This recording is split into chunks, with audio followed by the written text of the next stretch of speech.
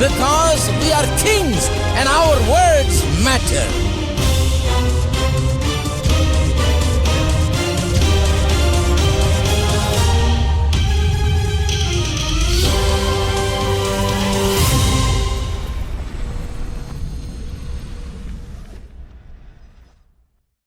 இயேசுவை நம்பினோர் மாண்டதில்லை.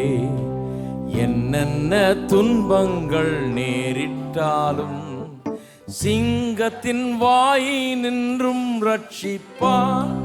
பங்கு வராதென்னை ஆதரிப்பார். சிங்கத்தின் வாயினின்றும் ரட்சிப்பார். பங்கு வராதென்னை ஆதரிப்பார். நெஞ்சமே நீ அஞ்சிடாதே, நம்பினோரை கிருபை சூழ்ந்திடுதே. இம்மட்டும் காத்தவர் இம்மானுவேல், இன்னமும் காத்துன்னை நடத்துவார். இம்மட்டும் காத்தவர் இம்மானுவேல், இன்னமும் காத்துன்னை நடத்துவார். நாசியில் சுவாசமுள்ள மாந்தரை நம்புவதல்ல தம் ஆலோசனை. கோர பயங்கர காற்றடித்தோம், கண்மலை மேல் கட்டும் வீடு நிற்கும். கோர பயங்கர காற்றடித்தோம், கண்மலை மேல் கட்டும் வீடு நிற்கும்.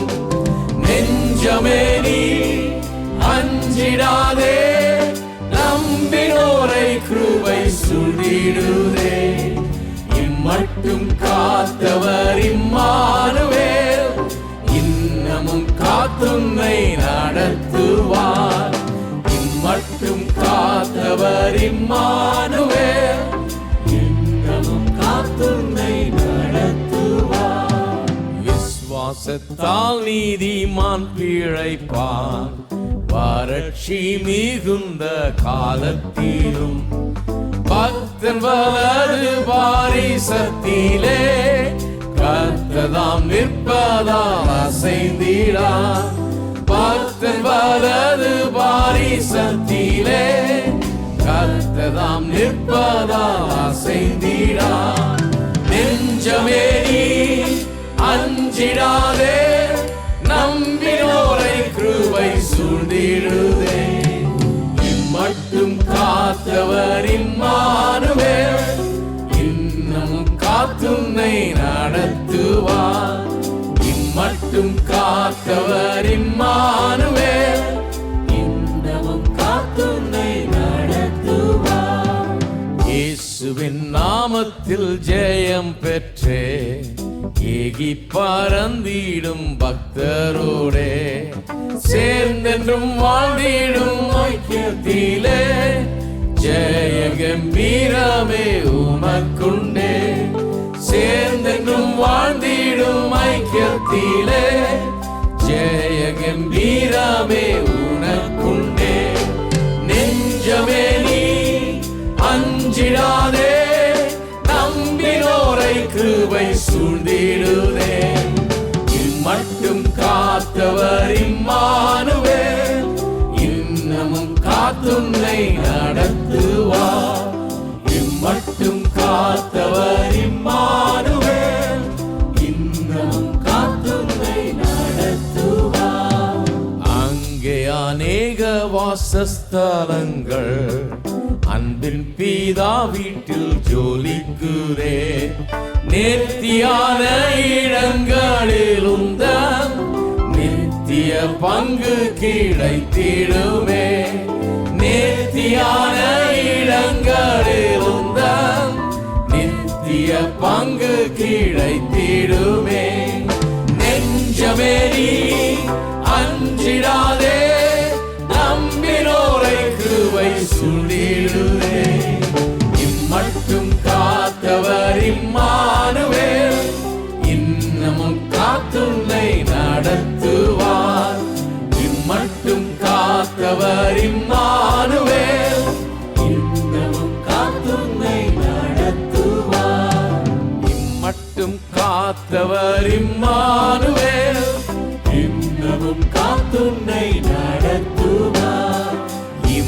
மட்டும் காத்தவர் இம்மானுவேல், இன்னமும் காத்துன்னை நடத்துவார். நாம் எல்லாரும் தயவு செய்து எழுந்து நின்று பாடுவோம்.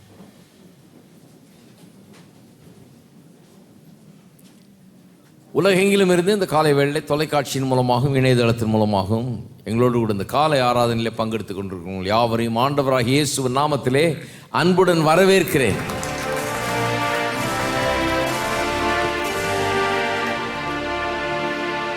விசுவாசத்தால் நீதிமான் பிழைப்பான், வறட்சி மிகுந்த காலத்திலும். ஆமென். மாடர்ன் லாங்குவேஜில் சொல்ல போனால் ரிசெஷன் மத்தியிலும் விசுவாசி நன்றாக இருப்பான். அதான் எல்லா பிரச்சனைகள் மத்தியிலும் இவனுக்கு ஒரு குறைவும் ஒருபோதும் ஏற்படுவது கிடையாது. எல்லாரும் ஒன்று சேர்ந்து பாடுவோம்.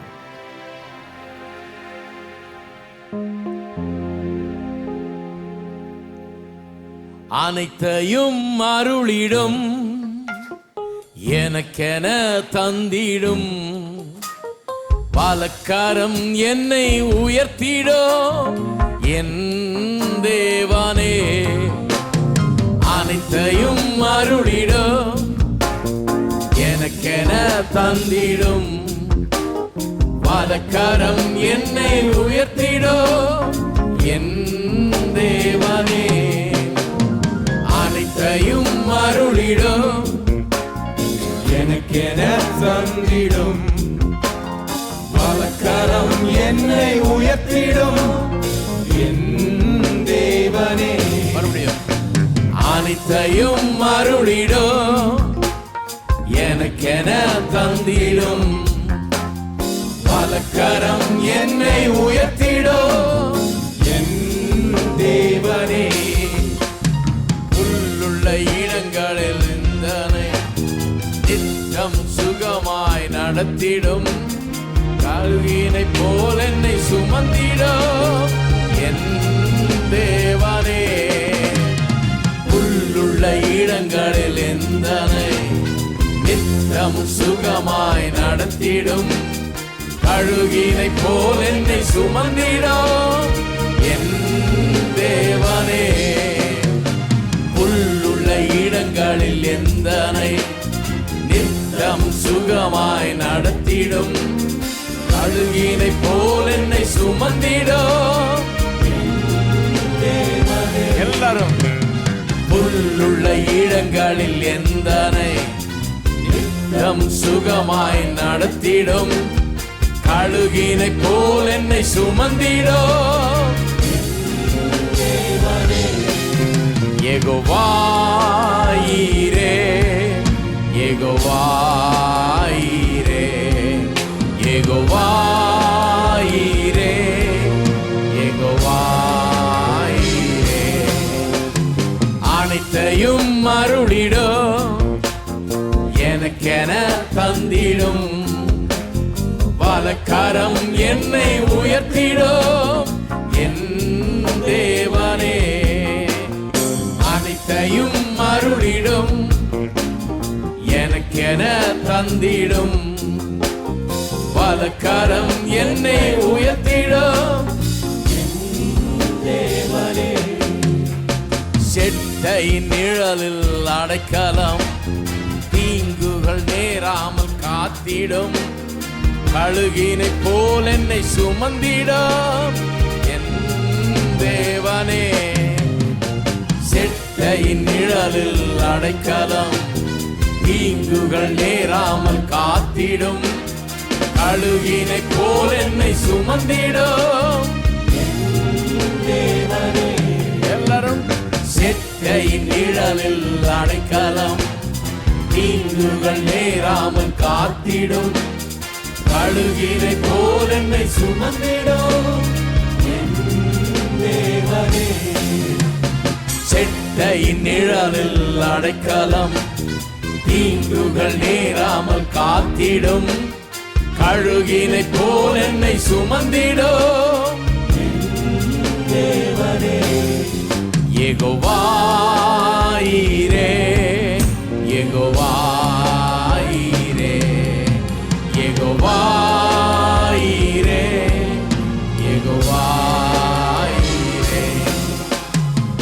அனைத்தையும் அருளிடும், எனக்கென தந்திடும், வலக்கரம் என்னை உயர்த்திடும். தேவனே அனைத்தையும் அருளிடும், எனக்கென தந்திடும், வலக்கரம் என்னை உயர்த்திடும். தேவனே சிலுவையில் எந்த நோய்களை சுமந்தீருந்தன் சரீரத்தில், இன்றே நான் சுகமானேனே. எல்லாரும் சிலுவையில் எந்த நோய்களை சுமந்தீருந்தன் சரீரத்தில், அன்றே நான் சுகமானேனே. என் தேவனே சிலுவையில் எந்த நோய்களை சுமந்தீருந்தன் சரீரத்தில், அன்றே நான் சுகமானேனே. சிலுவையில் சிலுவையில் எந்த நோய்களை சுமந்தீருந்தன் சரீரத்தில், அன்றே நான் சுகமானேனே. தேவனே யெகோவா ஈரே, யெகோவா ஈரே, யெகோவா ஈரே, யெகோவா ஈரே. அனைத்தையும் அருளிடும், எனக்கென தந்திடும், வலக்கரம் என்னை உயர்த்திடும். தேவனே அனைத்தையும் அருளிடும், எனக்கென தந்திடும், வலக்கரம் என்னை உயர்த்திடும்.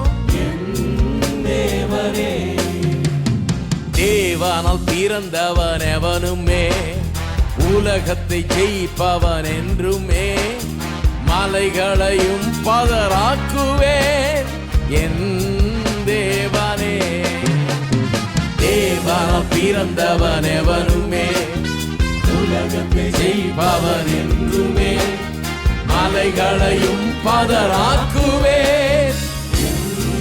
தேவனே தேவனால் பிறந்தவன் எவனுமே உலகத்தை ஜெயிப்பவன் என்றுமே, மலைகளையும் பதராக்குவேன்.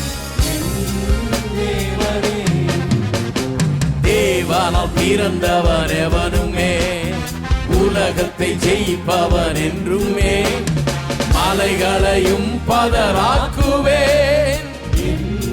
தேவனே யெகோவா ஈரே, யெகோவா ஈரே, யெகோவா ஈரே, யெகோவா ஈரே. அனைத்தையும் அருளிடும், எனக்கென தந்திடும், வலக்கரம் என்னை உயர்த்திடும். என் தேவனே அனைத்தையும் அருளிடும், எனக்கென தந்திடும், வலக்கரம் என்னை உயர்த்திடும். தேவனே அனைத்தையும் அருளிடும், எனக்கென தந்திடும், வலக்கரம் என்னை உயர்த்திடும். என் தேவனே அனைத்தையும் அருளிடும், எனக்கென தந்திடும், வலக்கரம் என்னை உயர்த்திடும். என் தேவனே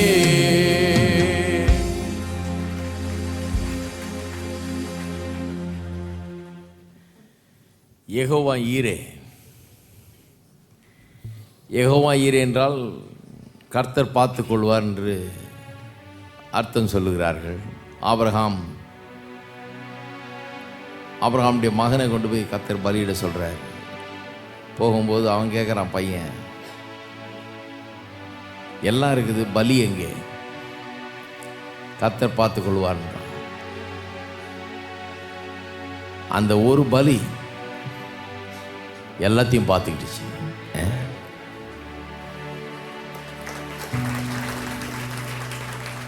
யெகோவா ஈரே என்கிறது மீட்பின் நாமம். மீட்பின் மூலமாக நமக்கு என்னவெல்லாம் உண்டாயிருக்கிறது என்பதை தெரிவிக்க தான் அந்த நாமம். பல நாமங்கள், யெகோவா ஈரே, யெகோவா ஷலோம், யெகோவா சிட்கின்யூ, யெகோவா ஷம்மா அப்படின்னு பல நாமங்கள். மீட்பின் மூலமாக தேவன் எல்லாம் நமக்கு கொடுக்குறாரு. இப்போ மீட்பு நடந்து ஏறிடுச்சு. we have redemption என்று சொல்லப்பட்டிருக்கிறது. மீட்பு நமக்கு உண்டாயிருக்கிறது. இயேசு கிறிஸ்துவ மூலமாக எல்லாமே உண்டாயிருக்கிறது. எல்லாம் நமக்கு சொந்தமாக இருக்கிறது. ஆகவே தான் கிறிஸ்தவ போதனைகள் என்ன செய்து முடிக்கப்பட்டது என்பது குறித்த போதனை. அதை எடுத்துக்கொள்கிறது தான் நம்முடைய பொறுப்பு. என்ன கொடுத்துருக்கிறாருன்னு சொல்லித்தரோம், அப்புறம் அதை எப்படி எடுத்துக்கிறதுன்னு சொல்லித்தரோம். அதுதான் கிறிஸ்தவ போதனைகள். இனிமே ஒன்றும் கொடுக்க போகிறதில்லை. இனிமே போய் ஆண்டவர்கிட்ட கெஞ்சிட்டு கடை, அழுதுகிட்டு கடை, நல்லா சத்தம் போட்டு கேளு, உண்ணாவிரதம் இருந்து கேளு, கதறி கேளு, அழுது கேளு அப்படிலாம் சொல்கிறதில்ல நாங்கள். ஏன்னா எல்லாம் கொடுத்துட்டாரு. கொடுத்த பிறகு என்னத்துக்கு அதெல்லாம் பண்ணிட்டு இருந்தோம். எல்லாத்தையும் கொடுத்து முடிச்சிட்டாரு. இப்போ என்ன கொடுத்துருக்காருன்னு சொல்லிவிட்டு அதை எப்படி எடுத்துக்கொள்கிறது தான் அதான் போதனை, கிறிஸ்தவ போதனை. அதான் கிரேஸ் அண்ட் ஃபெய்த்ன்றோம். எப்படி எடுத்துக்கொள்ளுகிறது?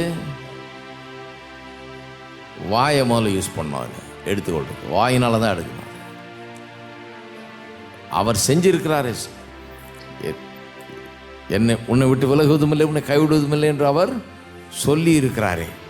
ஆதலால் நாம் தைரியம் கொண்டு, கர்த்தர் எனக்கு சகாயர், கர்த்தர் எனக்கு சகாயர், நான் பயப்படேன், மனுஷன் எனக்கு என்ன செய்வான் என்று சொல்லலாம். அவர் சொல்லி இருக்கிறாருன்னு சொல்லிட்டு சொல்லியிருந்தால் போதாது, அதனால ஒன்றும் நடந்துடாது நமக்கு. நான் சொல்லலாமே, நான் சொன்னால் தான் எனக்கு நடக்கும், அவன் சொன்னபடி ஆகும். எத்தனை பேருக்கு புரியுது? அதனால தான் சங்கீதக்காரனே சொல்கிறான் பாருங்க, தேவன் நமக்கு அடைக்கலம், ஆபத்து காலத்தில் அனுகூலமான துணையுமானவராக இருக்கிறார். சொல்லணும் வாயத்திறந்து. உன்னதமானவரின் மறைவில் இருக்கிறவன் சர்வ வல்லவருடைய நிழலில் தங்குவான். நான் கர்த்தரை நோக்கி, நீர் என் அடைக்கலம், என் கோட்டை, என் தேவன், நான் நம்பி இருக்கிறவர் என்று சொல்லுவேன். அவர் என்னவா இருக்கிறார் சொல்லுங்கள்.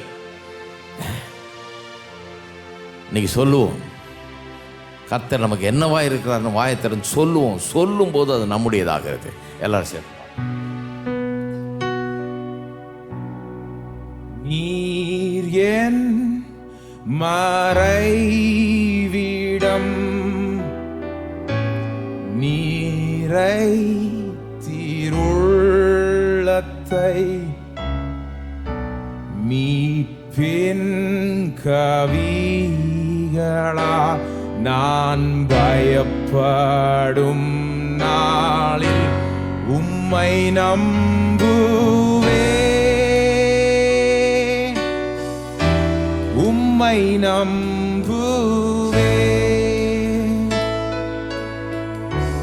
உம்மில் வேலவா நின்று எப்போதும் சொல்லுவேன். நீர் என் மறைவிடம், நீரை தீருள்ளத்தை மீட்பின் கவிகளா நான் பயப்படும் நாளில் உம்மை நம்புவேன்.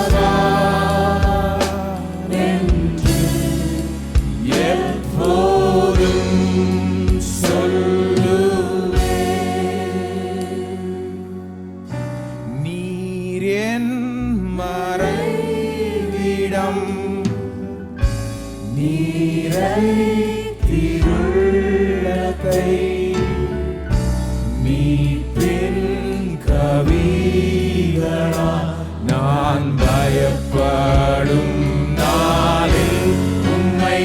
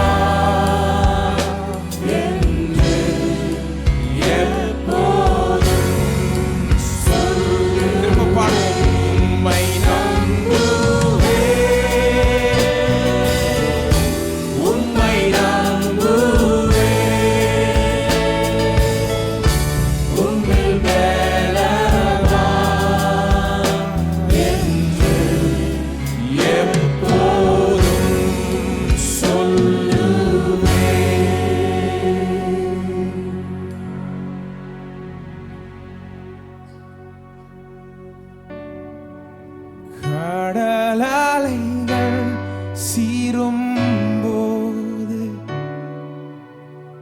உயர்ந்திடுவேன் உம்மோடு நான் அனைத்தையும் நீராளும் தேவன்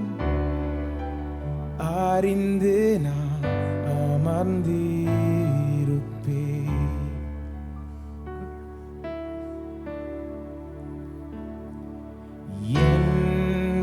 என்னையும்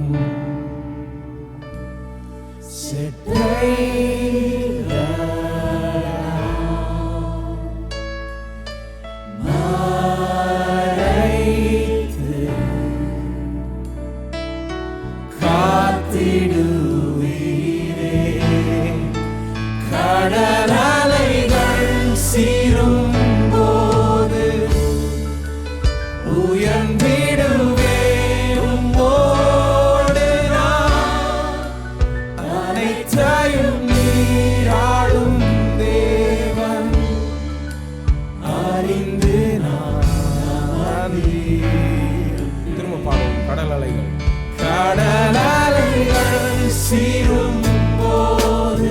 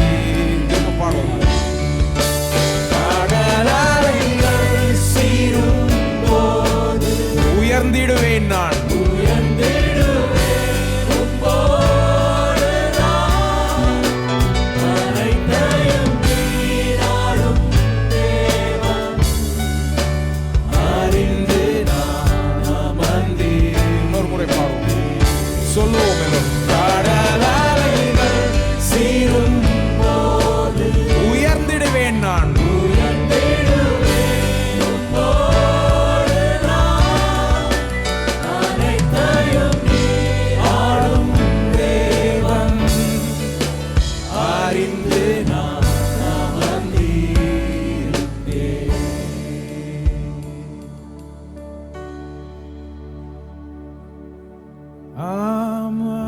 அமர்ந்தீர் அறிந்து கொள். நானே தேவன், நானே தேவன், அமர்ந்தீர் அறிந்து கொள். நானே உன் பரிகாரி என்று சொன்னார். நானே உன்னன் பரிகாரி, நானே உன்னன் பரிகாரி, நானே உன்னன் பரிகாரி. நீரே என் பரிகாரின் பாவம், நீரே எந்தன் பரிகாரி, நீரே எந்தன் பரிகாரி, நீரே எந்தன் பரிகாரி. உம்மை நம்புவேன் என் தேவனே, உம்மை நம்புவேன் என் தேவனே, உம்மை நம்புவேன் என் தேவனே, உம்மை நம்புவேன். திரும்ப பாடுவோம். உம்மை நம்புவேன் என் தேவனே, உம்மை நம்புவேன் என் தேவனே, உம்மை நம்புவேன் என் தேவனே, உம்மை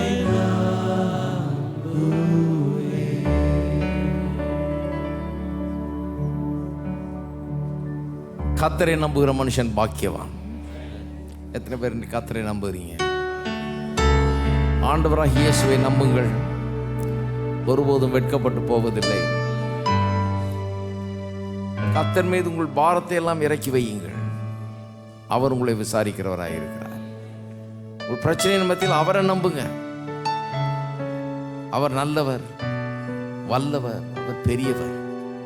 அவரால் கூடாத காரியம் ஒன்றுமே இல்லை. அவர் உங்கள் பக்கத்தில் இருக்கிறார், எல்லாவற்றையும் உங்களுக்காக செய்து முடித்திருக்கிறார். எல்லாரும் கரங்களை உயர்த்தி கர்த்தரை நாம் ஸ்தோத்திரிப்போம். அல்லேலூயா. ஓ உமக்கு ஸ்தோத்திரம், ஸ்தோத்திரம் தேவனே, ஸ்தோத்திரம், ஸ்தோத்திரம், ஸ்தோத்திரம், ஸ்தோத்திரம். அல்லேலூயா. ஓ உம்மை துதிக்கிறோம், துதிக்கிறோம், துதிக்கிறோம் கர்த்தாவே. ஸ்தோத்திரம் செலுத்துகிறோம். பிதாவே உம்மை துதிக்கிறோம், உம்மை ஸ்தோத்திரிக்கிறோம். இந்த காலை வேளையிலே உம்மை நோக்கி பார்க்கிறோம். நீர் எங்களுக்காக எல்லாவற்றையும் செய்து முடித்திருக்கிறீர். மீட்பு எங்களுக்கு எல்லாவற்றையும் தந்திருக்கிறது. அமர்ந்திருந்து நானே தேவன் என்று அறிந்து கொள்ளுங்கள் என்று சொல்லியிருக்கிறீரே, மெய்யாகவே இன்றைக்கு அப்படிப்பட்ட ஒரு இளைப்பாறுதலுக்குள்ளே, விசுவாசத்தின் ஒரு இளைப்பாறுதலுக்குள்ளே இந்த மக்கள் பிரவேசிக்கட்டும். கவலைகள் பாரங்களை விட்டு ஓய்ந்து விசுவாசத்தில் அவள் இளைப்பாரட்டும். கர்த்தர் செய்து வைத்திருக்கிற எல்லா காரியங்களையும் பெற்றுக்கொள்ளும்படியாக உள்ளங்களில் விசுவாசம் எழும்பட்டும். பிரகாசம் உள்ள மனக்கண்களை கட்டளையிடுகிறபடி ஆலமுக்கு ஸ்தோத்திரம். உள்ளான மனுஷனில் ஒவ்வொருவரையும் இன்றைக்கு பலப்படுத்துகிறபடி ஆலமுக்கு ஸ்தோத்திரம். ஸ்தோத்திரங்க தாவே, ஸ்தோத்திரம்.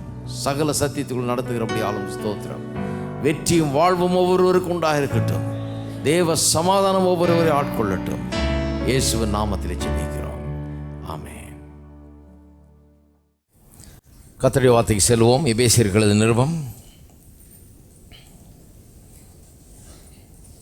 2ஆம் அதிகாரம் 8ஆம் வசனம். எபேசியர் 2:8. கிருபையினாலே விசுவாசத்தை கொண்டு ரட்சிக்கப்பட்டீர்கள், இது உங்களால் உண்டானதல்ல, இது தேவனுடைய ஈவு. தேவனுடைய கிருபையை குறித்து, இந்த அமேசிங் கிரேஸ்ன்னு சொல்கிறாங்க இல்லையா, இந்த வியக்கத்தக்க தேவனுடைய கிருபையை குறித்து நான் கடந்த சில வாரங்களாக பேசி வருகிறேன். இந்த கிருபை குறித்து போதனைகளை 3 பகுதிகளாக கொடுப்பேன் என்று சொன்னேன். முதல் பகுதி கிருபையினால் உண்டாகும் ரட்சிப்பு. ஏனென்றால் ரட்சிப்பு தான் இந்த கிருபையை சிறந்த முறையில் நமக்கு எடுத்து காட்டுகிறது. It's the best illustration of grace. ரட்சிப்பு எப்படி உண்டாகிறதுன்னு பார்த்தீங்கனாலே கிருபை என்ன, கிருபை எப்படி வேலை செய்யுது, என்ன செய்யுது என்றதை நாம் கண்டுகொள்ளலாம். ஆகவே தான் ரட்சிப்பை குறித்து முதல்ல போதித்தேன். அதில் கிருபை எப்படி, கிருபையினாலே ரட்சிக்கப்பட்டோம் என்று சொல்லியிருக்கிறது, அது எப்படி என்பதை காண்பித்தேன், கிருபையை புரிந்து கொள்ளும்படியாக.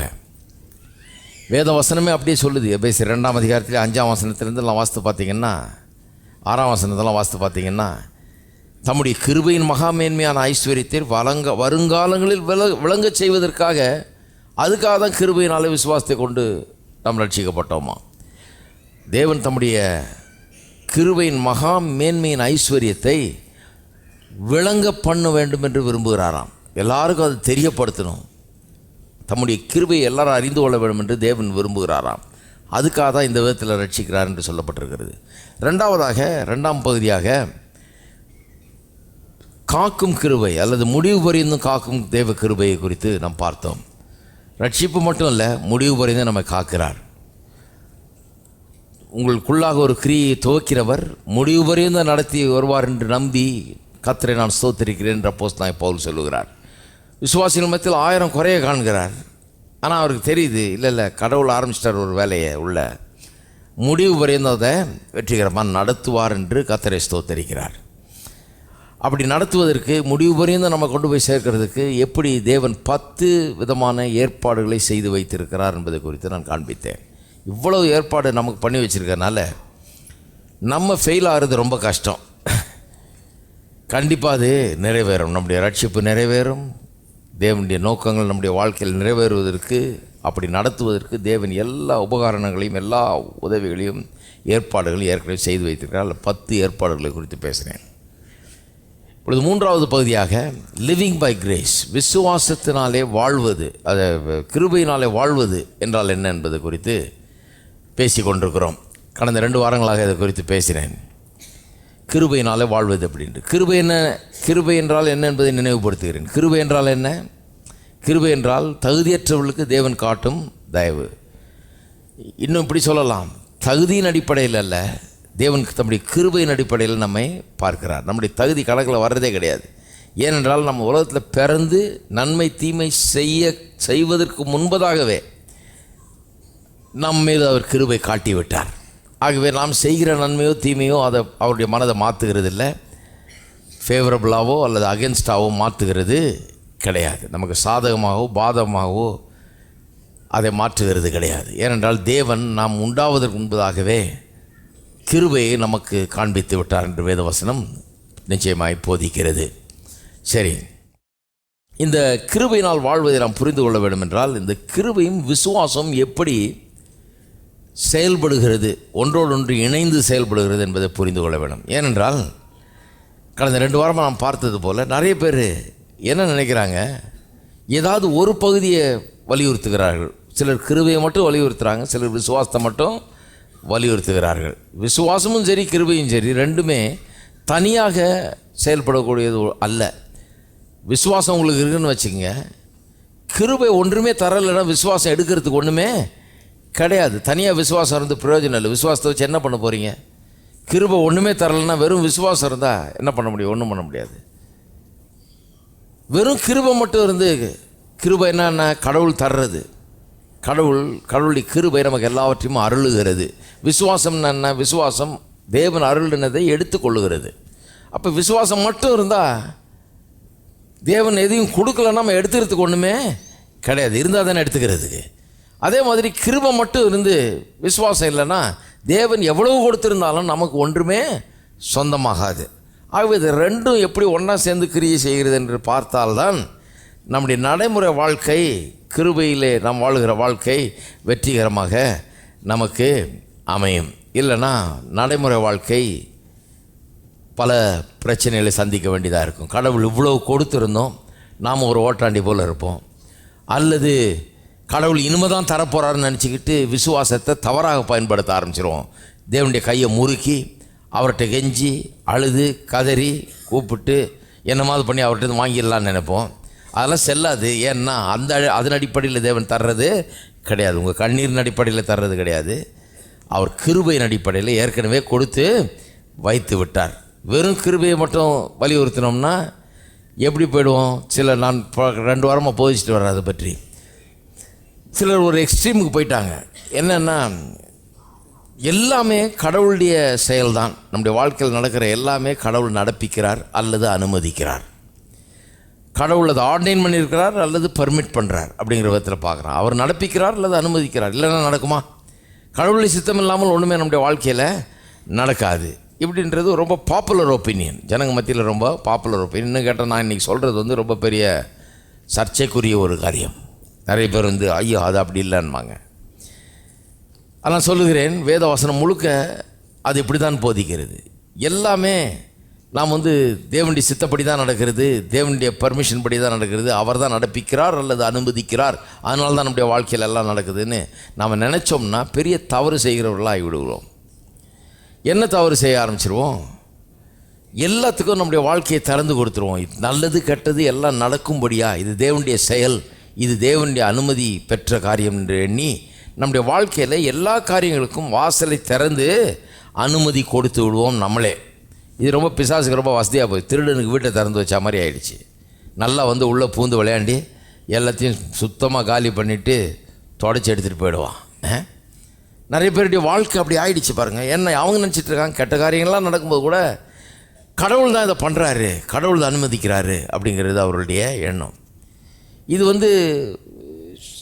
இவங்க யாரும் சிந்திக்கவும் வேண்டியதில்லை, ஒன்றும் பண்ண வேண்டியதில்லை. ஏன்னா எல்லாம் கடவுள் கையில் தான் இல்லை. நம்ம கையில் என்ன இருக்குது? இந்த வார்த்தையெல்லாம் கேட்டிருப்பீங்க நிறையா.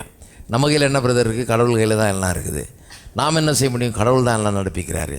கடவுளுடைய அனுமதி இல்லாமல் ஒன்றும் நடக்காது. ஆகவே நான் இதை கடவுள் அனுமதிச்சார்னு ஏற்றுக்கிறேன் இப்படின்லாம் சொல்லுவாங்க, ஜஸ்டிஃபை பண்ணுவாங்க. தப்பு. ஏனென்றால் வேதவசனம் திட்டவட்டமாக போதிக்குது பாருங்கள். அப்படி நம்ம எண்ணும்போது பல நெகட்டிவ் கான்சிக்வன்சஸ், பல பயங்கர விளைவுகள் ஏற்படுகிறது. ஏன்னு சொன்னால் வேதவசனம் திட்டவட்டமாக போதிக்குது. யாக்கோபு 4:7 போன தடவை காமிச்சேன் இல்லையா? அது மாதிரி இன்னும் சில வசனங்கள்லாம் இன்றைக்கி காண்பிக்க போகிறேன். யாக்கோபு 4:7 என்ன சொல்லுது? கர்த்தருக்கு கீழ்ப்படிந்தீர்கள், தேவனுக்கு கீழ்ப்படிந்தீர்கள், பிசாசை எதிர்த்து நில்லுங்கள், அப்பொழுது அவன் உங்களை விட்டு ஓடிப்போவான். அப்போ பிசாசனுடைய கிரியையும் பிசாசனுடைய ஈடுபாட்டையும் நம்முடைய வாழ்க்கையில் அவன் நுழைஞ்சி காரியங்களை நடப்பிக்கிற அந்த காரியத்தை விரட்டி அடிக்க வேண்டியது, அகற்ற வேண்டியது, துரத்த வேண்டியது யாருடைய பொறுப்பு?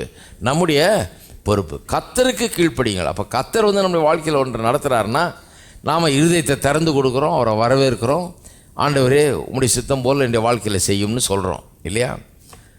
ஆனால் பிசாசு ஒரு காரியத்தை நம்முடைய வாழ்க்கையில் நடத்துகிறான், கொண்டு வர்றான்னு தெரிஞ்சால் இது பிசாசினுடைய செயல் அல்லது இந்த பிசாசினால் வந்த ஒரு காரியம் என்று இன்டைரக்டாக வர்ற ஒரு காரியம்னு தெரிஞ்சால் கூட நாம் அதற்கு எதிர்த்து நிற்கிறோம், அதை எதிர்த்து போராடுகிறோம், அதை விரட்டி அடிக்கிறோம். அப்படி பண்ண சொல்லியிருக்குது வேதம். ஆனால் இவங்க என்ன பண்ணுறாங்க? எல்லாம் கர்த்தர் தான் நடப்பிக்கிறாரு, எல்லாம் கர்த்தர் தான் அனுமதிக்கிறாருன்னு சொல்கிற அந்த டைப் ஆட்கள் என்ன பண்ணுறாங்க? அவர்கள் பிசாசு அனுமதிக்கிறது மட்டுமல்லாமல் தங்களுக்கு தேவன் கொடுத்திருக்கிற அதிகாரத்தை பயன்படுத்தாமல் போய்விடுகிறார்கள். தேவன் இவர்களுக்கு ஒரு அத்தாரிட்டி கொடுத்துருக்கிறார். நீங்கள் பூமியில் எதை கட்டுவீர்களோ அது கட்டப்பட்டிருக்கும் பரலோகத்தில், பூமியில் எவைகளை கட்ட அவிழ்ப்பீர்களோ அது பரலோகத்தில் கட்ட அவிழ்க்கப்பட்டிருக்கோன்ற சொல்லியிருக்காரு. ஆனால் இவங்க கட்டுகிறதோ கட்ட அவிழ்ப்பதோ கிடையாது. இவங்க தான் நினைக்கிறாங்களே எல்லாமே கடவுள்கிட்ட தான் வந்ததுன்னு. நோய் வந்ததுன்னா இதுவும் கடவுளுடைய சித்தமாக இருக்கும், ஏதோ ஒரு சித்தம் தான் வந்ததுன்னுவாங்க. வியாபாரம் நஷ்டமாச்சுன்னா இதுவும் கடவுளுடைய சித்தமாக தான் இருக்கும். ஆள் உயிரே போனாலும் அதுவும் கடவுளுடைய சித்தம் தான் நினைக்கிறேன். கடவுளுடைய அனுமதி இல்லாமல் ஒன்றும் நடக்காது. பில்டிங்கே இடிஞ்சு தலைமையில் முடிஞ்சாலும் அதுவும் கடவுளுடைய சித்தம் தான். அதாவது எதுலேயுமே இவங்க ஃபால்ட்டே கிடையாது, எல்லாம் கடவுளுடைய சித்தம். எல்லாம் அவன் கட்டணம் ஒழுங்காக கட்டியிருக்க மாட்டான், அதனால் இடிஞ்சு விழுந்திருக்கும். இது கடவுளுடைய சித்தம்தான். நாங்கள் கட்டுவோம், இடிஞ்சு விழுந்தால் கடவுளுடைய சித்தம் எடுத்துக்கோணும். அது கான்ட்ராக்டர் சொன்னீங்கன்னா அவன் நிம்மதியாக பேசாமல் எப்படி கட்டணுமோ அப்படி கட்டு போயிடுவான். பேசாமல் விழுந்தா அவர் நல்லா எடுத்துக்குவார். அவருன்னு பரவாயில்ல, கடவுளுடைய சித்தம் எடுத்துக்குவார். எப்படி இருக்குது பாருங்கள். அப்படி செய்யும்போது என்ன ஆகிடுது, எல்லாத்தையும் கடவுள்கிட்டேருந்து வருதுன்னு நினச்சிக்கிட்டு எல்லாத்துக்கும் அனுமதி கொடுத்துட்றோம், நம்மளே அனுமதி கொடுத்துட்றோம். அப்போ எல்லாம் இந்த கெட்ட காரியங்கள்லாம் நடக்கிறதுக்கு ரொம்ப வசதியாக போயிடுது. பிசாசு நடப்பிக்கிறதுக்கு ரொம்ப வசதியாக போய்விடுகிறது. ஆனால் வேதவசனம் சொல்லுது, எதிர்த்து நில்லுங்கள், அப்பொழுது அவன் ஓடி போவான்.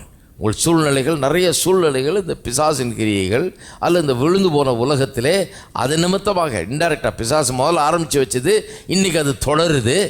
இந்த விழுந்து போன உலகத்தில் அப்படிலாம் நடக்குது. அதை எதிர்த்து நின்று நாம் ஜெயிக்க வேண்டியவர்களாக இருக்கிறோம், எதிர்த்து நிற்க வேண்டியவர்களாக இருக்கிறோம். நம்முடைய உரிமைகளை அங்கே நல்ல நாட்டை வேணும். இந்த உலகத்தில் வாழ்கிறோம், ஒரு நாட்டில் வாழ்கிறோம், நமக்குன்னு சில உரிமைகள் இருக்குது. அதை மட்டும் கரெக்டாக எடுத்துக்கிறோம். நம்ம கோர்ட்டுக்கு போகிறோம், சூ பண்ணுறோம், ஒரு ஆளை பிடிச்சி நோட்டீஸ் விடுறோம், என்னெல்லாம் பண்ணுறோம் இல்லையா? நம்முடைய உரிமைகள் மீறப்பட்டால் எல்லாத்தையும் பண்ணி நம்முடைய உரிமையை நிலநாட்டுறதுக்கு நம்ம எல்லாம் பண்ணுறோம். அதுக்கு ப்ரொவிஷன் கவர்மெண்ட்டை ஏற்படுத்தி வச்சுருக்கிறாங்க. ஏன்னா அவரவர்கள் உரிமை அவரவர்களுடையது இல்லையா?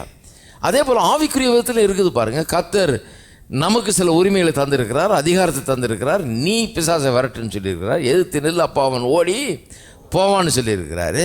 ஆனால் இப்படியெல்லாம் நம்பின அந்த சாவரன்டி ஆஃப் காட், அதாவது தேவன் சர்வ வல்லவர், அவர் நினச்சது தடைபடாது, ஆகவே அவர் நினச்சது தான் என் வாழ்க்கையில் நடக்குது, அதை எப்படி நான் தடுத்து நிறுத்துறது நம்புகிறவங்க இப்படியே எல்லாத்தையும் தங்களுடைய வாழ்க்கைக்குள்ளே அனுமதித்து விடுகிறார்கள். மாபெரும் தவறு பாருங்கள். அதுபோல் இன்னொரு வசனத்தை காண்பிக்கிறேன் பாருங்கள். இதை காண்பிக்கிறதுக்கு 1 பேதுரு 5ஆம் அதிகாரம் 1 பேதுரு 5ஆம் அதிகாரம் 7, 8 ஆகிய வசனங்கள். 7, 8, 9. அவர் உங்களை விசாரிக்கிறவரானபடியால் உங்கள் கவலைகள் எல்லாம் அவர் மேல் வைத்து விடுங்கள், தெளிந்த புத்தி உள்ளவர்களாக இருங்கள், விழித்திருங்கள். ஏன் அப்படிலாம் சொல்கிறாரு? கவலைப்படாதீங்கன்றாரு. உங்கள் பாரங்கள் எல்லாம் கர்த்தர் மீது வைத்து விடுங்கள். ஏன் உங்கள் கவலை எல்லாம் ஏன் அவர் மேலே வைக்க சொல்கிறாரு? ஏன் கவலை சுமக்கூடாது? கவலை சுமந்தா என்ன ஆகும்? சில சொல்கிறாங்க, கவலைன்னா எல்லாருக்கும் சகஜம்தான் பிரதர், என் கவலையை நான் சுமக்கிறேன், உங்கள் கவலையை அவருடைய பாரத்தை அவர் சுமக்க வேண்டியது தான், என்ன பண்ணுறது? ஆளாளுக்கு ஒரு மூட்டை இருக்குது, அதை நம்ம ஆளாளுக்கு சுமந்துட்டு இருக்கிறோம் அப்படின்ற மாதிரி போகிறாங்க. வேதம் சொல்லு, சுமக்காத, பாரங்களை இறக்கி வை, கவலைப்படாத அப்படின்னு. ஏன் இந்த கவலையெல்லாம் பிசாசனுடைய கிரியை நடப்பிக்கும்படியாக வழிவகுத்து விடுகிறது. பயம், கவலை, சந்தேகம், அவிஸ்வாசம் இவைகளெல்லாம் இறக்கி விடணும். இதெல்லாம் நம்முடைய வாழ்க்கையில் சேர்த்துக்கக்கூடாது. ஏனென்று சொன்னால் இவையெல்லாம் பிசாசு அவன் எப்படியாவது ஒரு வழிவகை தேடிட்டு இருக்கான், அவனுக்கு ஒரு வழிவகை ஆகிடுது அவன் வந்து கிரியை செய்கிறதுக்கு. அதனால தான் கவலைப்படாதீர்கள், உங்கள் கவலைகள் எல்லாம் அவர் மேல் வைத்து விடுங்கன்னு சொல்லி தெளிந்த புத்தி உள்ளவர்களாயிருங்கள். ரொம்ப கிளியராக இருங்க மைண்டில். என்னதை பற்றி கிளியர்? இப்படி இருக்கக்கூடாது. எது நடந்தாலும் கர்த்தருடைய சித்தம், கெட்டது நடந்தாலும் கர்த்தர் தான், நல்லது நடந்தாலும் கர்த்தர் தான், என்ன அழிவு வந்தாலும் கர்த்தர் தான், வாழ்வு வந்தாலும் கர்த்தர் தான். அது வந்து தெளிந்த புத்தி இல்லை, குறுக்கு புத்தி. அது வந்து கெட்டுப்போன ஒரு புத்தி. தெளிந்த புத்தி உள்ளவர்களாக இருங்கள், விழித்திருங்கள், அலர்ட்டாக இருங்கன்றாரு. ஏன் இப்படிலாம் சொல்கிறாரு? ஏதோ அப்படி இல்லைன்னா ஏதாவது ஆகிடுமோ? கண்டிப்பாக பாருங்கள். ஏனெனில் உங்கள் எதிராளியாகிய பிசாசானவன் கெர்ச்சிக்கிற சிங்கம் போல் எவனை விழுங்கலாமோ என்று வகை தேடி, இந்த ஒரு மிருகம் ஒன்று, இந்த காட்டு மிருகம் மாதிரி அங்கங்கே சுற்றி வந்துக்கிட்டே இருக்குது, வீட்டை சுற்றி ஆளை சுற்றி வந்துக்கிட்டே இருக்குது. யாரை விழுங்கலாமோன்னு, யாரை விழுங்கலாமோன்னு. அப்படின்னா என்ன அர்த்தம்? எல்லாரையும் விழுங்க முடியாதுன்னு அர்த்தம். அதனால தான் யாரை விழுங்கலாமோன்னு சுற்றி தெரிஞ்சுக்கிட்டு இருக்கிறான் இருக்குது. எல்லாரையும் விழுங்க முடியாதனால சுற்றி சுற்றி வந்துட்டுருக்கான். ஏதாவது ஒரு வழி, யாரை விழுங்கலாமோ என்று வகை தேடி சுற்றி தெரிகிறான். அப்போ அவனுக்கு ஒரு வகை கிடைக்கணும். வகை கிடைக்கணும்னா ஏதாவது ஒரு வழி உண்டாகணும் விழுங்கிறதுக்கு, ஏதாவது ஒரு கேப் கிடைக்கணும். அதுவும் இல்லாமல் யாரை விழுங்கலாமா? அப்போ எல்லாரையும் விழுங்க முடியாது. ஒரு சிலர் தான் அதுக்கு ப்ரைம் கேண்டிடேட்டாக இருக்கிறாங்க, விழுங்கிறதுக்கு ஏற்ற ஆளுங்க கிடைக்கிறாங்க. நல்லா லபக்குன்னு ஒரே புடியாக பிடிச்சிடலாம் ஆளை. அந்த மாதிரி ஆட்கள்லாம் இருக்கிறாங்க. யாருன்னா எப்போ பார்த்தாலும் நெகட்டிவாக கவலையும் பாரத்தையும் அவிஸ்வாசத்தையும் ஒன்றும் இல்லாதையும் பேசிக்கிட்டு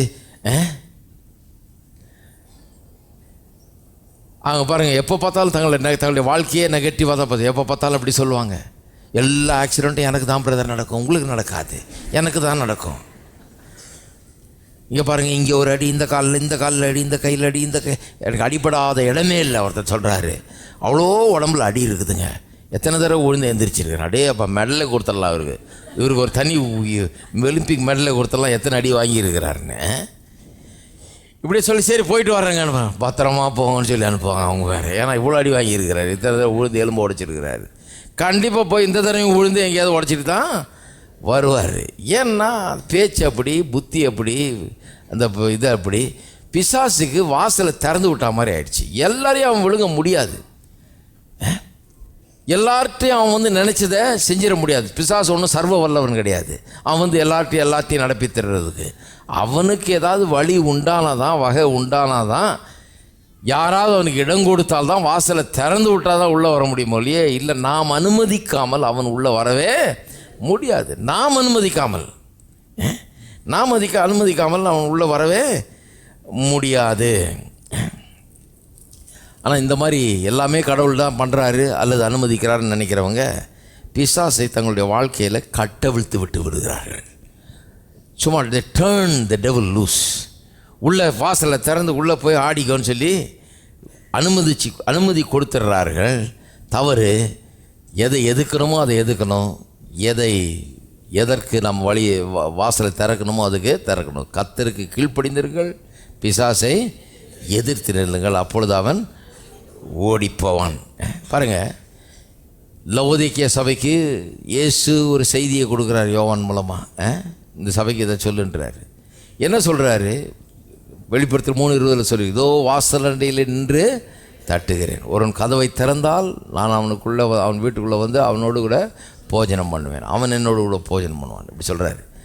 வாசல் நின்று தட்டுறேன்றார். இதை சுவிசேஷ கூட்டத்தில் நிறைய யூஸ் பண்ணுறோம் நம்ம. ஆனால் உண்மையாக பார்த்தீங்கன்னா அது ஏற்கனவே அவங்க சர்ச்சு, அவங்க ஒரு சபைனா ரட்சிக்கப்பட்ட ஜனங்க இருக்கிற இடம். ஆனால் ஏசு எங்கே இருக்கிறாரு? வெளியே நின்று தட்டிகிட்டு இருக்கிறாரு. என்ன பண்ணிட்டாங்க இவங்க? சர்ச்சு நடத்துகிற மும்முரத்தில் அவரை வெளியே விட்டு இவங்க உள்ள சர்ச்சு நடத்திட்டு இருக்கிறாங்க. நிறைய சர்ச்சு ஏசு வெளியே தான் நின்று தட்டிகிட்டு இருக்கிறாரு. இவருக்கு இடம் இல்லை, இவருக்கு உள்ள அனுமதிக்க மாட்டாங்க. அவர் வெளியே நின்று இதோ வாசல் அண்டையில் நின்று தட்டுக்கிறேன்னு தட்டிட்டு இருக்காரு. இங்கே உள்ள பாட்டு பாடினிருக்கிறாங்க, எல்லாம் இயேசுவே, எனக்கு எல்லாம் இயேசுவே. அந்த இயேசுவை வெளியே நிற்க வச்சுட்டாங்க, உள்ள அனுமதி கிடையாது. ஆமாம், இன்னைக்கு இயேசு வந்தால் நிறைய சபைகளில் அவர் பிரசங்கம் பண்ணுற பிரசங்கத்துக்கு உள்ளே விடவே மாட்டாங்க. எங்கள் சபையில் இது தப்பு, எங்கள் ஸ்தாபனத்தில் இது ராங் பேசுறதில்லை அப்படின்றவாங்க. அந்த மாதிரி இருக்குது. அவர் வெளியே அந்த வெளியே நின்று ஏன் தட்டுறாரு? ரட்சிப்புக்காக இல்லை, ஒருத்தன் இருதயத்தில் அவர் வாசம் பண்ணி ரட்சிப்பை கொடுக்கறதுக்காகலாம். அந்த ரட்சிப்புன்னு இது கிடையாது. அது ஏற்கனவே அவர்கள் விசுவாசிங்க. அவங்ககிட்ட ஏன் வெளியே நின்று கதவு தட்டிகிட்டு இருக்கிறாருன்னு சொன்னால், அவருடைய வாழ்க்கையிலே அவர் கிரியை செய்ய முழுமையாக அவர்கள் அனுமதிக்கவில்லை, முழுமையாக அவருக்கு இடம் கொடுக்கவில்லை. அவர் ஒரு அவுட் சைடர் மாதிரி ட்ரீட் பண்ணி வெளியே வச்சிட்டாங்க. அவர் முழு கண்ட்ரோல் அவர் எடுக்க முடியல. ஏனென்றால் இவர்கள் அனுமதிக்க மாட்டேங்கிறாங்க. அதுக்கு தான் தட்டிகிட்டு இருக்கிறாரு. ஏன்? நம்முடைய அனுமதி இல்லாமல் தேவன் நம்முடைய வாழ்க்கையில் ஒன்றையும் செய்வது கிடையாது. சிலர் சொல்கிறாங்க தேவன் செய்ய நினைத்தது ஒன்றும் தடைப்படாது. உண்மைதான். ஆனால் நம்முடைய வாழ்க்கையை பொறுத்த வரைக்கும் தேவன் செய்ய நினைக்கிறது நாம் தடை பண்ணலாம். ஹலோ, மனுஷ வாழ்க்கைங்கிறது வேறு பாருங்கள். இந்த பூமியில் தேவன் செய்ய நினைக்கிறது ஒன்று தடைப்படாது, உண்மைதான். ஆனால் நம்முடைய வாழ்க்கையில் தேவன் நினைத்ததை நாம் தடை செய்ய முடியும் என்று வேதவசனம் திட்டவட்டமாக நமக்கு எடுத்து காண்பிக்கிறது. ஏன்னு சொன்னால், தேவன் நம்மை அவரை போலவே உண்டாக்கிட்டார். நான் சிந்தித்து ஒரு தீர்மானம் எடுத்து டிசைட் பண்ணி நான் அவரை அளவு பண்ணால் தான் அவர் என் வாழ்க்கையில் கிரியை செய்வார் ஒழிய, இல்லைன்னா அவர் செய்ய போகிறது கிடையாது. இல்லைன்னா என் வாசலில் நின்று தட்டிகிட்டு இருக்கார். எட்டி ஒரு உதவ விட்டாருன்னா எல்லாம் திறந்துக்க போகுது. எட்டி ஒரு உதைய விட வேண்டியது இல்லைங்க. அவர் சீஷர்களுக்கு ரூமுக்குள்ளே பயந்து பூட்டிக்கிட்டு உட்காந்துட்டு இருந்தப்போ எப்படி வந்தார்? வெளியே நின்றவர் திடீர்னு பார்த்தா உள்ளே நின்றுருக்கிறாரு. கதவு ஒன்றும் அவரை தடுத்து நிறுத்த போகிறதில்ல. அவள் உள்ளே வரணுன்னா உள்ளே வந்துடலாம், அவனும் பெரிய காரியம் கிடையாது. ஆனால் அவர் அப்படி வர்றதில்லை, ரொம்ப மரியாதை கொடுக்குறாரு. பாருங்க, கதவை தட்டுறாரு. நம்ம வீட்டிலே பாருங்கள், பசங்கள்லாம் கொஞ்சம் வளர்ந்துட்டா நம்ம வெளியே தான் நிற்கணும். கதவை தட்டி அப்பா உள்ளே வரலாமான்னு கேட்க வேண்டியதாக இருக்குது. நம்ம தான் அப்பா அம்மான்றதுனால தடார்னு உள்ளே திறந்துட்டு போக முடியாது. ஏன்னா நம்மளே பண்ணுறது இல்லை பாருங்கள். இந்த நவநீர் நாகரிக காலத்தில் இதெல்லாம் கொஞ்சம் இதெல்லாம் கொஞ்சம் பழகிக்கிட்டாங்க ஜனங்களே. நம்மளே உள்ளே போகிறதில்ல. ஏன்னா அவன் வளர்ந்துட்ட பிறகு அவனுக்கு உரிய மரியாதையை நம்ம கொடுக்க வேண்டியது அவசியமாக இருக்குது. அவனுக்கு ஒரு ப்ரைவசி, அவனுக்கு ஒரு ரூமு அதுன்னு சொல்லி கொடுத்துட்டு ஒரு மரியாதை கொடுக்க வேண்டியதாக இருக்குது. அவனை மரியாதையோடு ட்ரீட் பண்ண வேண்டியதாக இருக்குது. ஏன்னா அவன் ஒரு நபர், இஸ் அ பர்சன். அவனை சும்மா ஒரு ஆடு மாடு மாதிரி ட்ரீட் பண்ண முடியாது. இது என்ன நாய் இருக்கிற இடமா, இது கதவை டப்புன்னு திறந்துட்டு ஹே வெளியே வா உள்ளே போ அப்படின்றதுக்கு அப்படிலாம் பண்ண முடியாது பாருங்கள். இது பிள்ளை கொஞ்சம் வேறு மாதிரி ட்ரீட் பண்ணுறோம். என்னப்பா சாப்பிட்றியா, சரி சாப்பிடு, இந்த ரெண்டு இட்லி, இன்னொரு 2 இட்லி சாப்பிட்றியா, சாப்பிடு, இல்லை வேணாம் சரி போட்டுரு, இல்லை இன்னும் 2 கொடு வாங்கிக்க. எதையும் கம்பல் பண்ண முடியாது பாருங்கள். எல்லாம் வந்து நம்ம அவன் வேணும்னாலும் சாப்பிடுவான், அவன் வேணும்னா தான் நம்ம உள்ளே போக முடியும். நம்ம ஒன்றும் பண்ணவே முடியாது. ஏன்னு சொன்னால் அது தனி மனிதனுடைய சுதந்திரம். அதை அதுக்கு மரியாதை கொடுக்குறோம், அதுக்கு மதிப்பு கொடுக்குறோம் இல்லையா? அதுக்கு மதிப்பு கொடுக்க தெரியலன்னா அப்புறம் வீட்டில் பிரச்சனை தான் வரும். ஏன்னா எல்லா மனிதர்களும் தங்களுக்கு மரியாதை கொடுக்கணும்னு எதிர்பார்க்குறாங்க. அது பேசிக் மரியாதை. அது கடவுள் நம்ம உண்டாக்குனவர், நமக்கு மரியாதை கொடுக்குறதுல அவர் தான் நம்பர் 1. ஏன்னா எப்படி உண்டாக்கியிருக்காருன்னு அவருக்கு தெரியும். நாம் எப்படி உண்டாக்கப்பட்டிருக்கோன்னு அவருக்கு தெரியும் பாருங்கள். அவர் நம்ம மீறுவது கிடையாது. நம்மளை வந்து சிந்திச்சு நீ தீர்மானம் எடுத்து நீ டிசைட் பண்ண, நான் செய்கிறேன்றாரு. நான் செய்ய விரும்புகிறேன், தெரியப்படுத்திட்டேன் உனக்கு, நான் இப்படி செய்ய விரும்புகிறேன். ஆனால் நீ சிந்திச்சு சொல்லு, வேணுமா உனக்குன்னு சொல்லு, நான் செய்ய விரும்புகிறேன். அப்படி தான் அது. நம்ம ஊரில் கூட சில நேரம் பார்த்தீங்கன்னா சாப்பிட்டே இருப்பீங்க, இலையில் இன்னும் கொஞ்சம் போட்டுருவாங்க. கொஞ்சம் கவனிக்காமல் இப்படி திரும்பி பேசிகிட்டு இருந்தீங்கன்னு வைங்க, திடீர்னு திரும்பி பார்த்தா சாப்பாடு இருக்கும், சாப்பாடு கிடக்கும். ஐயோ ஏங்க போட்டிங்கன்னா, இல்லைங்க போடுங்க, ஆயிடுச்சு போடுறோம். நம்ம ஊரில் இப்போ போடலாமான்னு கேட்டு போடக்கூடாதுன்னு ஒரு இது, கேட்கக்கூடாதுன்னு கொண்டாந்து கொட்டிடுவாங்க. பட் சில நாடுகள்லாம் போனீங்கன்னா பாருங்கள், கேட்பாங்க. அங்கே சொல்லிடுவாங்க, if your shy you die, வெக்கப்பட்டால் சாக வேண்டியதான்ருவாங்க. என்ன வேணுமோ கேட்டு வாங்கி சாப்பிட்ணும். இன்னும் போடலாமா, ஆமாம் வேணும், சாப்பிட்டு முடிச்சோன்னு இன்னும் வேணுன்னா கேட்டுக்கணும், இன்னும் கொஞ்சம் கொடுங்க. ஏன்னா நிறையா இருக்குது, எவ்வளோ வேணால் சாப்பிட்லாம், கேட்டு தான் வாங்கி சாப்பிட்ணும். ஏன்னா தனி மனிதனுக்கு மரியாதை உண்டு. நீங்கள் விரும்பாத ஒன்றும் உங்கள் தட்டில் வைக்க யாரும் முற்பட மாட்டாங்க. அதை வந்து அஃபென்சிவாக எடுத்துக்கிறாங்க. அதை வந்து ஒரு தப்பான ஒரு காரியமாக எடுத்துக்கிறாங்க. கொண்டாந்து திடீர்னு தட்டில் வைக்கிறது, சாப்பிடுன்னு சொல்கிறது, இன்னும் 2 தான் சாப்பிட்டீங்க, இந்தாங்க 4 சாப்பிடுங்க அப்படின்றது. அவங்க 2 தான் சாப்பிடுவாங்க, அவ்வளோதான். அதுக்கு மரியாதை கொடுக்கணும். அப்போ கடவுள் பாருங்கள், இவங்களே இவ்வளோ மரியாதை தெரிஞ்சு வச்சுருக்கிறாங்க, இவ்வளோ நல்லா நடந்துக்கிறாங்கன்னா கடவுள் எவ்வளோ மரியாதை, அவர்கிட்ட எவ்வளோ எட்டிக்கெட்டெலாம் இருக்குது, அவர் எவ்வளோ நல்லா நடந்துக்கிறார் பாருங்கள். அவர் ரொம்ப நல்லா நடந்துக்கிறவர். அவர் ஒருபோதும் உங்களை மீற மாட்டார். நீங்கள் அனுமதிக்கலைன்னா உங்கள் வாழ்க்கையில் ஒன்றுமே, இன்னிலேருந்து எனக்கு ஆண்டவரே உமக்கு எனக்கு எந்த தொடர்பு இல்லை, ஒரு வேலையை வச்சுக்காதீங்கன்னு சொன்னீங்கன்னா அவர் வெளியே தான் நின்றுவார். வெளியே நின்று தான் தட்டிட்டே இருப்பார். என்னவா வரலாமா திருப்பி தட்டிகிட்டு இருப்பார். நீங்கள் திறந்தால் தான் உள்ளே வருவார். அப்போ நம்முடைய அனுமதி இல்லாமல் கர்த்தர் நம்முடைய வாழ்க்கையில் ஒன்றையும் செய்கிறதே கிடையாது. அதனால தான் இல்லை கர்த்தருடைய சித்தம் இல்லாமல் இது நடந்திருக்காது அப்படின்னு சொல்கிறது ரொம்ப தப்பான ஒரு காரியம். இதுக்கு பல உதாரணங்களை காண்பிக்கலாம் பாருங்க. இன்னும் மற்ற உதாரணங்களுக்கு போவோம்.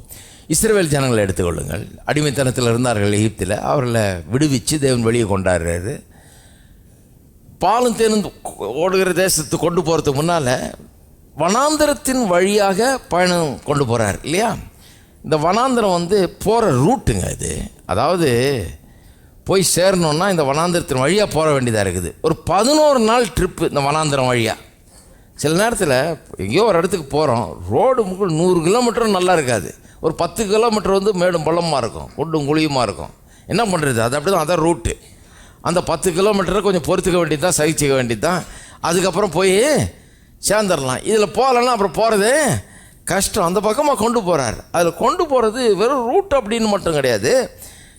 இந்த ரூட் இப்படி இருக்கிறதுனால அங்கே வச்சு சில பாடங்களையும் அவங்களுக்கு கற்றுக்கணுன்னு அவர் விரும்புகிறார். 11 நாளில் பொடி நடையாக நடந்து போனால் கூட 11 நாளில் போயிடலாம்.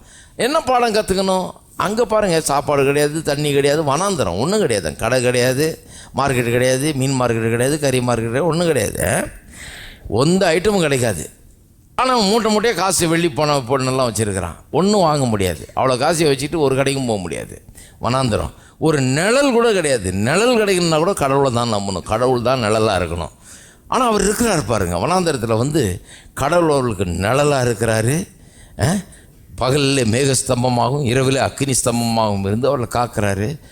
பகலில் வெயிலுக்கும் இரவில் குளிருக்கும் பாதுகாப்பாக அவர் இருக்கிறாரு. மண்ணாவை தர்றாரு, தண்ணியை தர்றாரு, எல்லாம் இந்த அற்புதமாக செய்கிறாரு.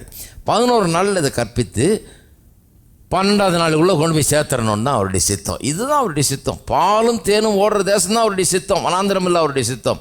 ஆனால் 40 வருஷம் அந்த ஜெனரேஷன், அந்த அடிமைத்தனத்திலேருந்து வந்தவங்க வனாந்திரத்தை 11 நாளில் கடக்க வேண்டியவங்க 40 வருஷம் இருந்து கடக்கவும் முடியல, அங்கேயே செத்து போனாங்கன்னு இருக்குது இல்லையா? ஏன் சில சொன்னாங்க அது கடவுளுடைய சித்தம் பிரதர். சில நேரத்தில் கடவுள் அப்படின்னு நடத்துகிறார். நான் ஊழியத்துக்கு வந்தப்போ ஒருத்தர் சொன்னார், என்கிட்ட ஒரு பெரிய ஊழியக்காரர் ஒருத்தர் என்கிட்ட சொன்னார், கடவுள் 40 வருஷம் வனாந்திரத்தில் நடத்துவார். எனக்கு அப்போ ஒரு 26-27 வயசு. அப்போ நான் நினச்சேன் அதுக்குள்ளே 67 வயசு ஆகிடும் போல இருக்குது. 40 அதுக்கப்புறம் தான் பாலந்தேனும் குடிக்க முடியாத வயசில் பாலைந்தேனி கொடுத்து என்னத்தை பிரயோஜனம்? 27 கொடுத்தா நல்லா சாப்பிட்டு போவோம் பாலந்தேனும். 67 கொடுத்து என்ன பிரயோஜனம்? அப்போவே எனக்கு தெரிஞ்சது இவர் சொல்கிறதுல ஏதோ மிஸ்டேக் இருக்குதுராப்பான்னு. என்னன்னு எனக்கு சரியாக விளக்க தெரியல, ஆனால் தெரியுது எனக்கு. இவர் சொல்கிறது மட்டும் நம்பவே கூடாது. அவர் சொல்கிறார், அடித்து சொல்கிறேன் தம்பி, அப்படி தான் அடியே எனக்கு கத்தர் அப்படி தான் நடத்துனார். வனாந்திரம்னு வச்சுருக்கார் நமக்காக. அந்த வனாந்திரத்தில் கொண்டு போய் அப்படியே மோட்சலவங்க கொண்டு போயிடுவார். கானான் தேசத்தில் பரம கானான் ஆகிட்டாங்க. அவர் வெறும் கானான் தான் சொன்னார், இவங்க பரமன்னு சேர்த்துட்டாங்க கூட. கானான் இங்கே இருக்குதுங்க, அங்கே இல்லை. பரம கானானுக்குள் ஏழை செல்லன்னு பாட்டு வேறு இதில். பரம கானானும் வேணாம், ஏழையும் வேணாம் எனக்கு.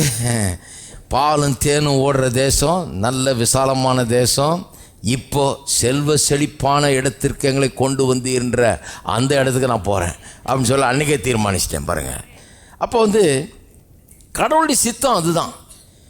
நான் சொல்லுகிறேன் உங்களுக்கு, இன்றைக்கும் உங்கள் ஒவ்வொருவரை குறித்தும் கடவுளுடைய சித்தம் வனாந்திரம் அல்ல, தோல்வி அல்ல, விரக்தி அல்ல, சலிப்பு அல்ல, ஒன்றுமில்லாமல் அல்ல, வெறுமை அல்ல, வறுமை அல்ல, ஒன்றும் கிடையாது. கடவுளுடைய சித்தம் என்ன உங்களை குறித்து? சுகமும் விடுதலையும் ஆரோக்கியம் வெற்றியும் வாழ்வும் தான் கடவுளுடைய சித்தம். ஒரு ஆளை பற்றி கூட கடவுள் வேற ஒரு சித்தத்தை வச்சில்ல பாருங்க. சிலர் சொல்றாங்க ஒருத்தருக்கு அப்படி இருக்கலாம் பிரதர், சிலருக்கு இப்படி இருக்குது. ஒருத்தர் சொல்றாரு, ஒருத்தர் நான் பார்த்து சொல்றாரு, கடவுள் பரவாயில்ல உங்களை ஆசீர்வச்சிருக்கார் பிரதர், கொடுத்து வச்சவர். என்ன சொல்லுங்க, எனக்கு அப்படி கொடுத்து வைக்கலையே. இவர் இப்படியே சொல்லிட்டு இருந்தாருன்னா சாக வேண்டியதுதான். எனக்கு பரிதாபம் என்னடா இந்த மனுஷன் இப்படி நம்புறாருன்னு. இவங்க நம்புறதுனால தான் அப்படி இருக்கிறாங்க பாருங்க. அதுதான் பிரச்சனை. இவங்க நம்புறத கடவுளே வந்தாலும் மாற்ற முடியல பாருங்க. ஆனால் கேட்டால் சொல்லுவாங்க எல்லாம் கடவுளுடைய சித்தப்படி தான் இருக்குது. ஆமாம், ரொம்ப இவங்க இப்படி நம்புறதை ஏன் மாற்ற முடியல? கடவுள் எல்லாத்தையும் மாற்றுறாருன்னு இவங்க மாற்றிருக்கலாமே, இவங்க நம்புகிற விதத்தையே மாற்றிருக்கலாமே. இவங்க மாற மாட்டாங்க. நேற்றும் இன்றும் என்றும் மாறாதவர்கள் இவங்க. என்ன சொன்னீங்கனாலும் மாற மாட்டாங்க, என்ன கேட்டாலும் மாற மாட்டாங்க. நம்ம புத்தி ஏதோ கெட்டு போச்சுன்னு நினைப்பாங்க நம்மளை அவங்க. அந்த மாதிரி ஆட்கள். அவர் சொல்கிறார், எனக்கே பரிதாபமாக இருக்குது. என்னடா டோட்டலாக கொண்டு போய் தன்னை ஒரு இதில் அடைச்சிக்கிட்டார் அவர். எனக்கு கொடுத்து வைக்கல, எனக்கு அவ்வளோதான் பிரதர், எனக்கு கொடுக்கப்பட்டது அவ்வளோதான், என்னுடைய கொடுப்பினை இவ்வளோதான். இதெல்லாம் தமிழ்நாட்டு ஆளுங்கள்ட்ட தான் கற்றுக்கணும் நல்லா. நம்ம கொடுப்பினை அவ்வளோதாங்க பிரதர்னா. அடக்கடவுள், இவ்வளோ பெரிய புக்கில் என்ன கொடுப்பினன்னு எழுதியிருக்குது. இந்த கொடுப்பினையே கொஞ்சம் கூட பார்க்குறது கிடையாது. இதை வாங்கி இப்படி பைப்பில் கையில் வச்சுக்கிட்டு இப்படியே போயிட்டு வந்துக்கிட்டு இருக்கிறது, கோயிலுக்கு போகிறது, ஏதோ அவங்க ஒரு வசனத்தை எடுத்து அந்த வசனத்தை வாசிச்சுட்டு வேற எல்லாத்த பற்றியும் பேசுறது, அந்த வசனம் மட்டும் பேச மாட்டாங்க. வாழ்நாள் முறை இப்படியே காலத்தை கழிச்சு விட்டு கடைசியில் வனாந்தரத்திலே மடிகிறது. கேட்டால் கொடுப்புன்னு அவ்வளோதான் பிரதர். நமக்கு உங்களுக்கு கத்தர் கொடுத்து வச்சிருக்கு அடக்கடவுளை. எல்லாருக்கும் நான் சொல்ல விரும்புகிறது என்ன, ஒரு மனுஷனுக்கு இல்லை, எல்லாருக்கும் கத்தர் கொடுத்து வச்சிருக்கிறாரு. இது நமக்கு எல்லாருக்கும் கத்தர் எவ்வளோ கொடுத்து வச்சிருக்கிறார் என்பதை குறித்த புஸ்தகம். உங்களுக்கு எனக்கு எல்லாருக்கும் கொடுத்து கிருபை எல்லாருக்கும் சமமாய் தருகிறது. தேவனுடைய கிருபை நமக்கு எல்லாருக்கும் சமமாக இருக்குது பாருங்கள். அதில் வித்தியாசம் காட்டலை கர்த்தர். கிருபையில் வித்தியாசம் காட்டவே இல்லை. நான் அவனுக்கு நிறைய கிருபை தரப்போகிறேன் ஏன்னா அவனை எனக்கு பிடிக்குது, இவனுக்கு கொஞ்சம் கிருபை தரப்போகிறேன் ஏன்னா இவன் ஆள் கொஞ்சம் முரட்டுத்தனமான ஆள், அதனால் கொஞ்சம் கிருபை கிடையாது. அப்படி கிடையாது. நான் பிறக்கிறதுக்கு முன்னாடி தான் கிருபத்தை காட்டினார் அவர். நீங்கள் பிறக்கிறதுக்கு முன்னாடி கிருபை காட்டினார். ஆகவே நாம் செய்கிற எதொன்றும் அவருடைய கிருபையை குறைக்கிறதோ அதிகப்படுத்துவதோ கிடையாது. நாம் எதையும் செய்ய ஆரம்பிக்கிறதுக்கு முன்னால் கிருபை அவர் காட்டிட்டார். ஆகவே தான் சொல்கிறேன், கர்த்தருடைய கிருபை நம்ம எல்லார் மேலும் சமமாக இருக்கிறது. கிருபை சமமாக இருக்குது. எது சமமாக இல்லை? விசுவாசம் தான் சமமாக இல்லை. அதை கிருபை தந்ததை எடுத்துக்கொள்ளக்கூடிய விசுவாசம்தான் சமமாக இல்லை. திருப்பம் இந்த இஸ்ரவேல் ஜனங்களை பற்றி பேசணும் இல்லையா? ஒரு வசனத்துக்கு காண்பிப்பாங்க. சங்கீதக்காரன் காமெண்ட் பண்ணுகிறார் பாருங்கள் இஸ்ரவேல் ஜனங்களுடைய நிலையை பற்றி. ஏன் அப்படி ஆனாங்க, ஏன் அப்படி செத்தாங்க வனாந்தரத்தில், கடவுள் வந்து பாலும் தேனும் ஓடுற தேசத்தை வச்சிருக்காரு, ஆனால் போய் சேர முடியலையே ஏன்? சங்கீதம் 78:41.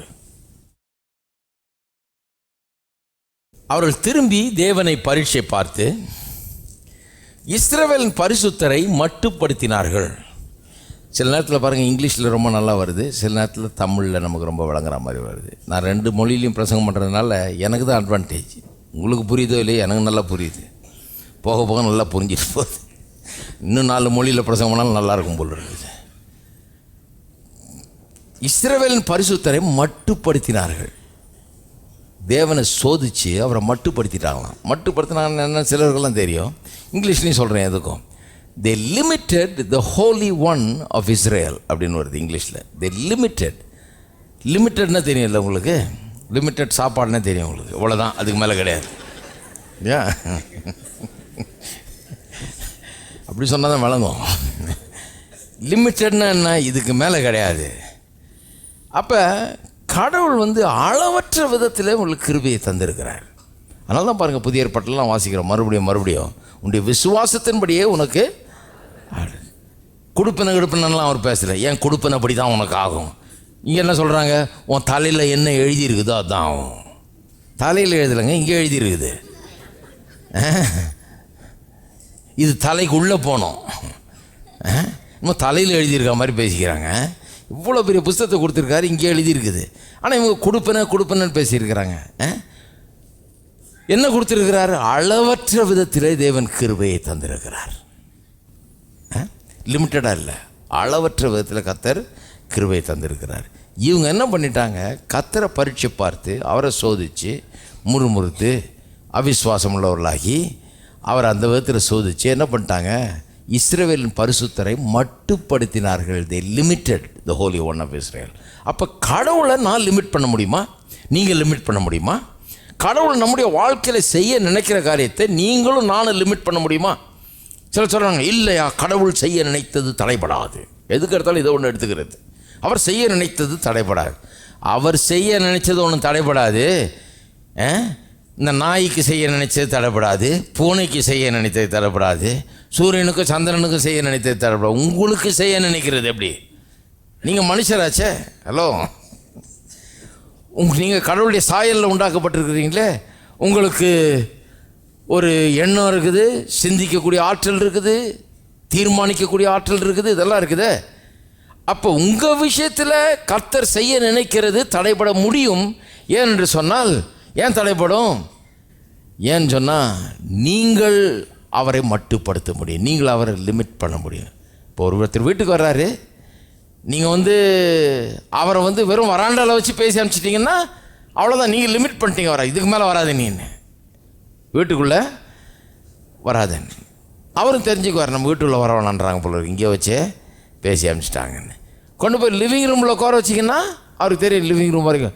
கொண்டு போய் டைனிங் ஹாலில் வாங்க சாப்பிடுங்கன்னீங்கன்னா, அப்புறம் வாங்க எங்கள் வீட்டை பாருங்கன்னு ஒரு ரூமாக கொண்டு போய் காமிச்சிங்கன்னா, பாருங்கள் எவ்வளோ அனுமதிக்கிறோம், நம்ம லிமிட் பண்ணுறோம். அதை பொறுத்தான் இருக்குது.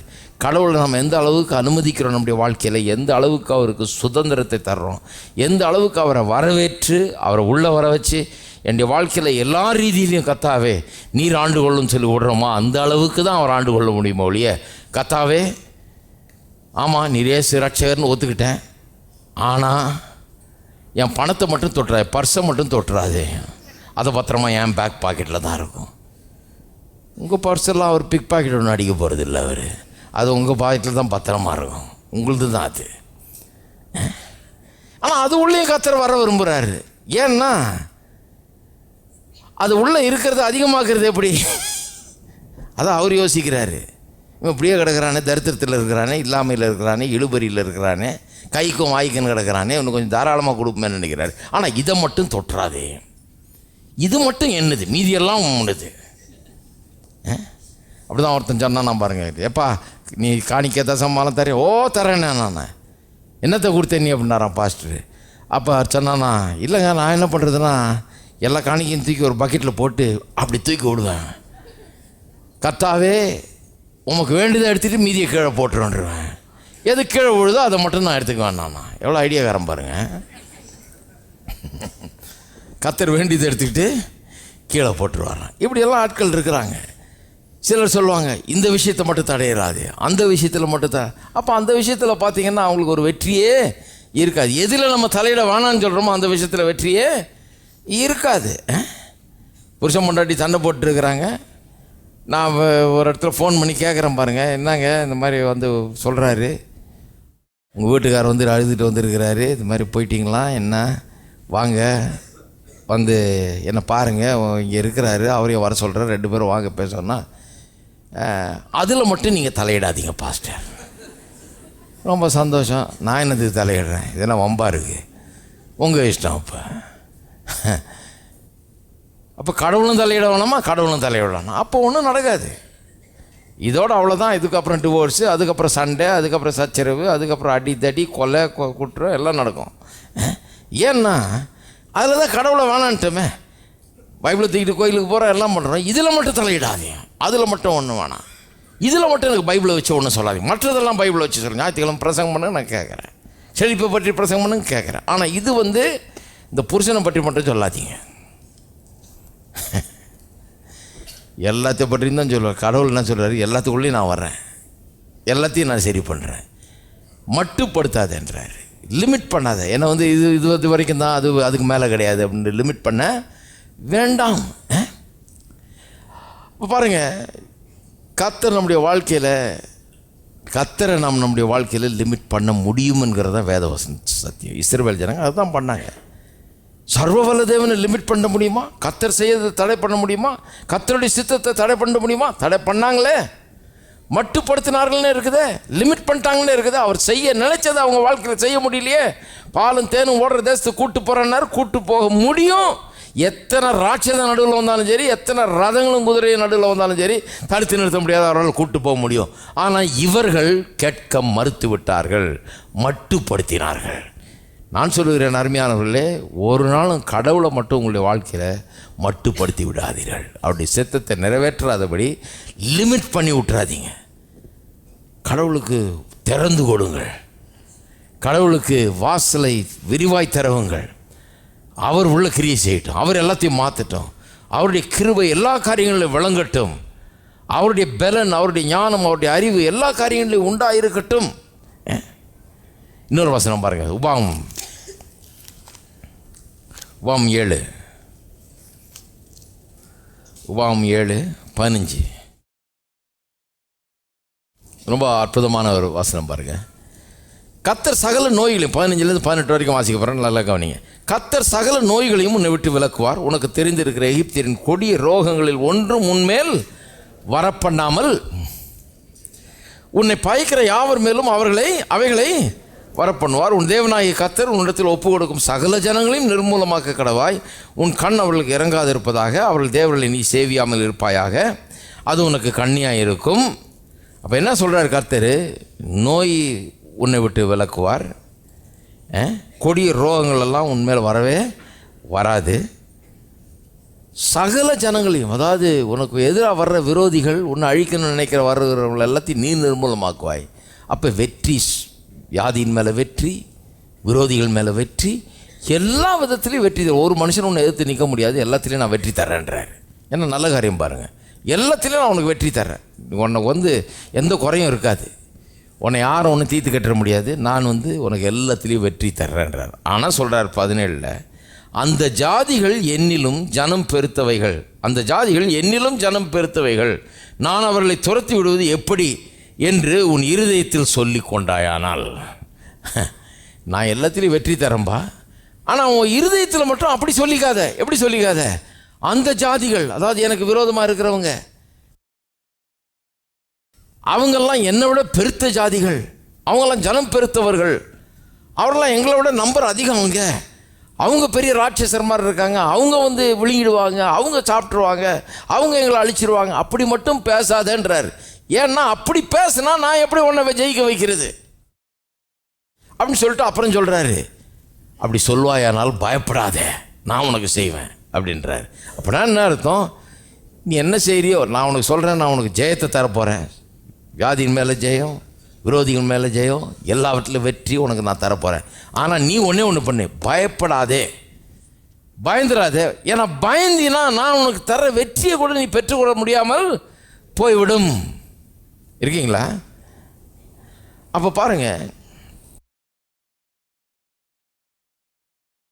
நம்முடைய வாழ்க்கையில் பயம், சந்தேகம், அவிசுவாசம் போன்ற காரியங்கள்லாம் அதை நம்ம வச்சுக்கிட்டு இருந்தோம் என்றால், அதை அகற்றாமல் இருந்தோம் என்றால் தேவனுடைய விடுதலையை பெற்றுக்கொள்வது ரொம்ப கஷ்டமாயிடுது. இந்த ரெண்டும் கம்பேட்டபிள் கிடையாது, ஒன்றோட ஒன்று போகாது. பயம் இருந்தால் விடுதலை வர்றது ரொம்ப கஷ்டம். பயத்தை ஒழின்றார், பயத்தை ஒழித்து கட்டு. அப்போ எதுக்கு இங்கே உட்காந்து போதனை கேட்டுட்ருக்கோம்? நம்ம இந்த பயமெல்லாம் நீங்கிறதுக்காக தான். கர்த்தருடைய வார்த்தையை, கர்த்தருடைய அன்பு குறித்து, கர்த்தருடைய கிருபையை குறித்து, அவருடைய இரக்கத்தை குறித்து, அவருடைய வல்லமையை குறித்து கேட்க கேட்க கேட்க மற்ற காரியங்களை குறித்த பயம் நம்ம விட்டு என்ன பண்ணிடுது? போய் விடுகிறது. அப்படி தான் ஒரு அம்மா இங்கே வந்துட்டு இருந்துச்சு பாருங்கள். புருஷங்கிட்ட ரொம்ப கஷ்டப்பட்டுட்டு அவர் ரொம்ப மிரட்டி இந்த அம்மா அப்படியே நடுங்கும் பாருங்கள். என்னை முதல்ல பார்த்தப்போ விழணும், வாயெல்லாம் அப்படியே திக்குவாய் மாதிரி பேசும். அந்த அம்மா பயந்துக்கிட்டு இருக்கோம், ரொம்ப நடுங்கும். என்னடா இப்படி நடுங்குதுன்னு நான் கூட யோசிச்சிருக்கேன். அந்த மாதிரி சொல்லுது, எங்கள் புருஷன் அப்படியே சும்மா எந்திரி உட்காரு இப்படி பண்ண அப்படி வைப்பாருங்க, என்ன நடுங்க வைப்பார். ரொம்ப பயந்த சுவாபம் எனக்கு. இப்படி இருந்தேன் நான். சரின்னு ஜெபம் பண்ணி அனுப்பிச்சிட்டேன்.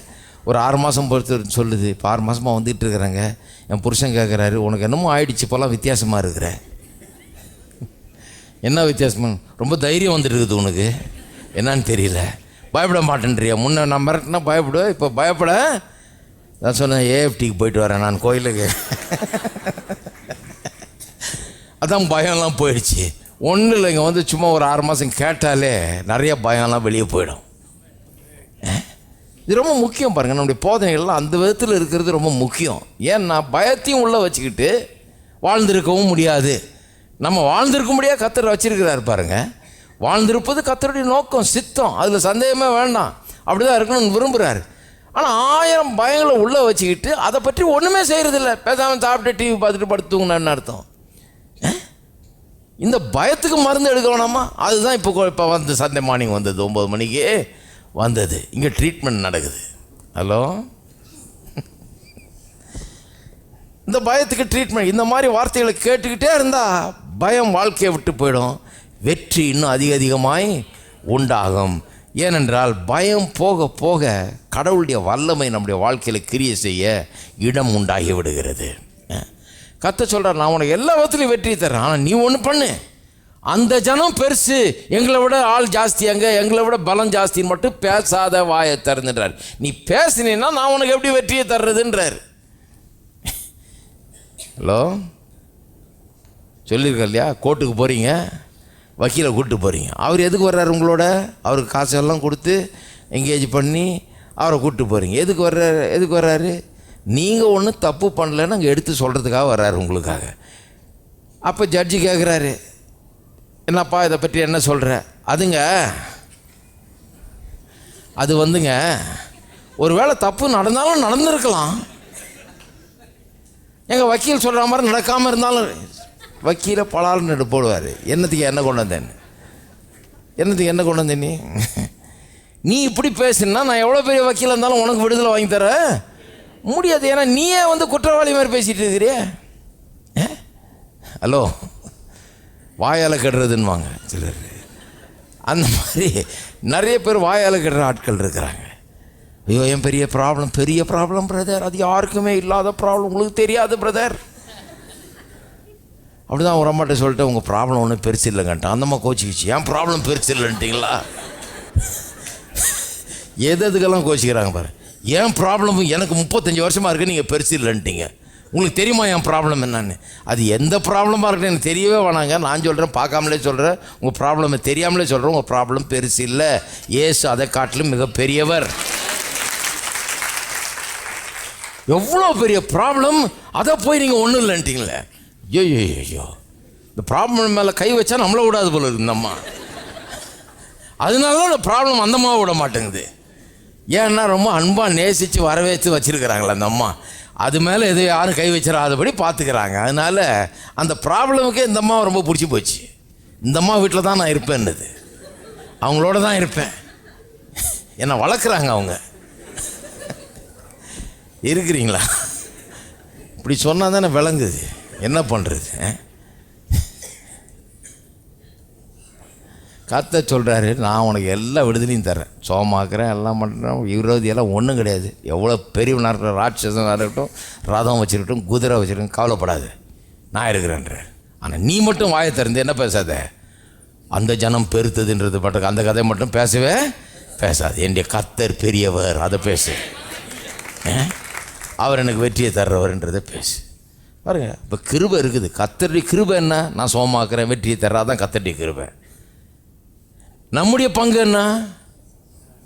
கர்த்தர் எனக்கு வெற்றியை தந்திருக்கிறார், சோத்தை தந்திருக்கிறார், எல்லாத்தையும் தந்திருக்கிறார், எனக்கு தோல்வி என்பது கிடையாது அப்படின்னு சொல்கிறது தான் என்னுடைய பங்கு. இந்த ரெண்டும் ஒன்றா சேரணும். கிருபை கடவுள் செய்கிறது, விசுவாசம் நான் காண்பிக்கிறது. இந்த ரெண்டும் ஒன்றா சேர்ந்தால் தான் அந்த கிருபையின் பலனை நாம் அனுபவிக்க முடியும். இருக்கீங்களா? ஒன்று மட்டும் இருந்து இன்னொன்று இல்லைன்னா பிரயோஜனம் இல்லை. அவர் நிறைய செஞ்சுருந்து, நான் உனக்கு சுகம் தரேன், அது தரேன், இது தரேன்னு சொல்லி நான் எதுவுமே சரியில்லைங்கன்னு சொல்லிட்டு இருந்தால் என்ன நடக்கும்? ஒன்றுமே நடக்காது. கிருபையை நாம் பெற்று அனுபவித்து அதனுடைய பலனை பூசிக்க வேண்டும் என்று சொன்னால், கிருபை என்ன செய்திருக்குதோ அதுக்கேற்றவாறு என்னுடைய வாயின் வார்த்தைகளும் இருக்க வேணும். இருக்கீங்களா? சரி, அடுத்த வசனத்துக்கு போவோம். 1 கொரிந்தியர் புதிய ஏற்பாட்டு எக்ஸாம்பிள். 1 கொரிந்தியர் 15 9. நான் அப்போஸ்தலர்கள் எல்லாரிலும் சிறியவனாக இருக்கிறேன், தேவனுடைய சபையை துன்பப்படுத்தினதினாலே நான் அப்போஸ்தலன் என்று பேர் பெறுவதற்கும் பாத்திரன் அல்ல. அப்போஸ்தலனாகிய பவுல் என்ன சொல்கிறாருன்னு சொன்னால், இவ்வளோ பெரிய ஊழியக்காரர் ஆகிட்டார். புதிய ஏற்பாட்டில் பாதி அவர் தான் எழுதியிருக்காரு. அவர் சொல்கிறாரு, நான் எல்லா அப்போஸ்தலரும் சிறியவன்னா பல விதத்தில் அவர் சிறியவர். என்னன்னா, எல்லாருக்கும் பின்னால் வந்தவர், மீதி பேரில் அவருக்கு முன்னாடி வந்த ஆளுங்க, இவர் கடைசியாக வந்தவர். அதுவும் இல்லாமல் இவர் சபையை துன்புறுத்தினாள், கிறிஸ்துவுக்கு விரோதமாக இருந்து கிறிஸ்தவர்களை துன்புறுத்தி அடித்து உதச்சி சிறையில் போட்டு கொல்றதுக்கே காரணமாக இருந்தவர். ஸ்தேவானுடைய மரணத்துக்கே பின்னால் இருந்தவர், வேலை செஞ்சவர் இவர் தான். அப்படிப்பட்ட ஆள். அப்போ அதை உணர்றார். அவர் சொல்கிறாரு, எல்லாருலேயும் சிறியவன், தேவனுடைய சபையை துன்பப்படுத்தினதுனாலே நான் சபைக்காக உழைக்கல, சபையை துன்பப்படுத்தி அடித்து நாசமாக்கினவன். நான் அப்போஸ்தலன் என்று பேர் பெறுவதற்கு பாத்திரன் அல்ல. நான் துன்பப்படுத்தினதுனால நான் அந்த பேரை பெறுறது கூட பாத்திரன் அல்ல, எனக்கு தகுதியே கிடையாது. அப்புறம் சொல்கிறாரு, ஆகிலும் நான் இருக்கிறது தேவ கிருபையினாலே இருக்கிறேன். ஐ ஆம் what I am by the grace of God. கிருபை நல்லா விளங்கிடுச்சு அவருக்கு. எனக்கு தகுதியே இல்லைன்றாரு, பாத்திரனே அல்லன்றாரு. ஆனால் கடவுள் எனக்கு இதை கொடுத்துருக்கிறார். நான் இன்றைக்கி என்னவா இருக்கிறேன்? அப்போஸ்தலனாக இருக்கிறேன். அது எப்படி? கடவுளுடைய கிருபை. அதான் கிருபை. பாருங்கள், தகுதியே இல்லை இந்த மனுஷனுக்கு. இவனுக்கு போய் அப்படிப்பட்ட ஒரு பதவி கொடுக்குதுன்னு எல்லாம் சொல்லுவாங்க. இந்த ஆளையே அப்போஸ்தலன் ஆக்குறது, எத்தனை பேரை கொண்டு இருக்காரு, எத்தனை பேரை அடிச்சிருக்காரு, ஜெயிலில் போட்டிருக்காரு, எவ்வளோ கஷ்டம் இந்த ஆளுக்காக, எத்தனை சபையில் அழுதுட்டு இருக்கிறாங்க. இந்த ஆளுக்கு போய் அப்போஸ்தல ஊழியம் கொடுக்கலாமா? கர்த்தர் அவனுக்கு தான் கொடுக்குறேன். அதான் கிருபை. நான் இன்றைக்கி எப்படி இருக்கிறேனோ அது கர்த்தருடைய கிருபையினால் இருக்கிறேன். எத்தனை பேர் கிருபை விளங்குது? தகுதியே இல்லை, ஆனால் கடவுளுடைய ஆசீர்வாதம் இருக்குது அவருடைய வாழ்க்கையில். கடவுளுடைய அழைப்பு இருக்குது. கடவுள் ஒரு காரியத்துக்காக தெரிந்து கொண்டிருக்கிறார். கடவுள் தகுதியின் அடிப்படையில் பார்க்க ஆரம்பித்தா ஒரு ஆள் கூட இங்கே உட்கார முடியாது. நம்ம ஹலோ, ஒரு ஆள் உட்கார முடியாது, ஒரு ஆள் இங்கே நிற்கவும் முடியாது, எல்லாம் காலி. தகுதியின் அடிப்படையில் பார்த்து மார்க் போட ஆரம்பித்தாருன்னா ஒரு ஆள் கூட இருக்க முடியாது. ஒருத்தரும் கடவுளுக்கு முன்னால் நிற்க முடியாது, ஆராதிக்க முடியாது, வரவே முடியாது. கர்த்தருடைய கிருபைக்காக கர்த்தருக்கு ஸ்தோத்திரம். கிருபையினால தான் எல்லாமே கூடி வந்திருக்கும். அப்போ நம்மளே ஒருத்தர் இன்னொருத்தரை பார்த்து அது எப்படி இங்கே வந்தது அப்படின்னு பார்க்கக்கூடாது. ஹலோ, நீங்கள் எப்படி இங்கே வந்தீங்க? இவங்கெல்லாம் அந்த சபையில் இருக்காங்களா? ஆமாம் இருப்பாங்க. ஹலோ, பவுல் மாதிரி ஒரு ஆள் வந்தால் என்ன பண்ணுவீங்க? கிறிஸ்தவங்கள்லாம் கொன்று குவிச்ச ஆள் சபையில் சேர்ந்தா என்ன பண்ணுவீங்க? இந்த ஆள் எப்படி இங்கே வந்தானுவீங்களா? கண்டிப்பாக கொண்டாடுவார் கர்த்தர் அந்த மாதிரி ஆளுங்களெல்லாம். ஏன்னா கர்த்தருடைய கிருபை அப்படிப்பட்டது. கொஞ்சம் கூட அருகதையற்ற தகுதியற்ற பொல்லாத மனுஷர்களை பிடிச்சி கர்த்தர் நேசித்து அவர்களுக்கு சபைக்குள்ளே ஒரு பெரிய ஊழியத்தையும் கொடுக்குறாரு, எல்லாம் பண்ணுறாரு. ஏன்னா அது கர்த்தருடைய கிருபை. அப்போ நம்மளும் எல்லாரையும் கிருபையின் கண்ணோட்டத்தில் பார்க்கணும். எல்லாம் கடவுளுடைய கிருபை. ஆனால் அவர் வந்திருக்காரா, எவ்வளோ பெரிய கடவுளுடைய கிருபை, இவரே வந்திருக்கிறாரு. இந்த மாதிரி ஆளே இந்த கோயிலில் வந்து உட்காந்து வசனத்தை கேட்குறாரு, எவ்வளோ பெரிய கிருபை, கடவுளுடைய கிருபை எப்படி இருக்குது. அப்படி தான் யோசிக்கணும் ஒழிய இன்னொருத்தரை புட் டவுன் பண்ணுற வேலையை இருக்கவே கூடாது. அப்படி பார்க்க போனால், மார்க் போட போனால் யாரும் தேர மாட்டோம், டோட்டல் ஃபெயிலியர் தான்.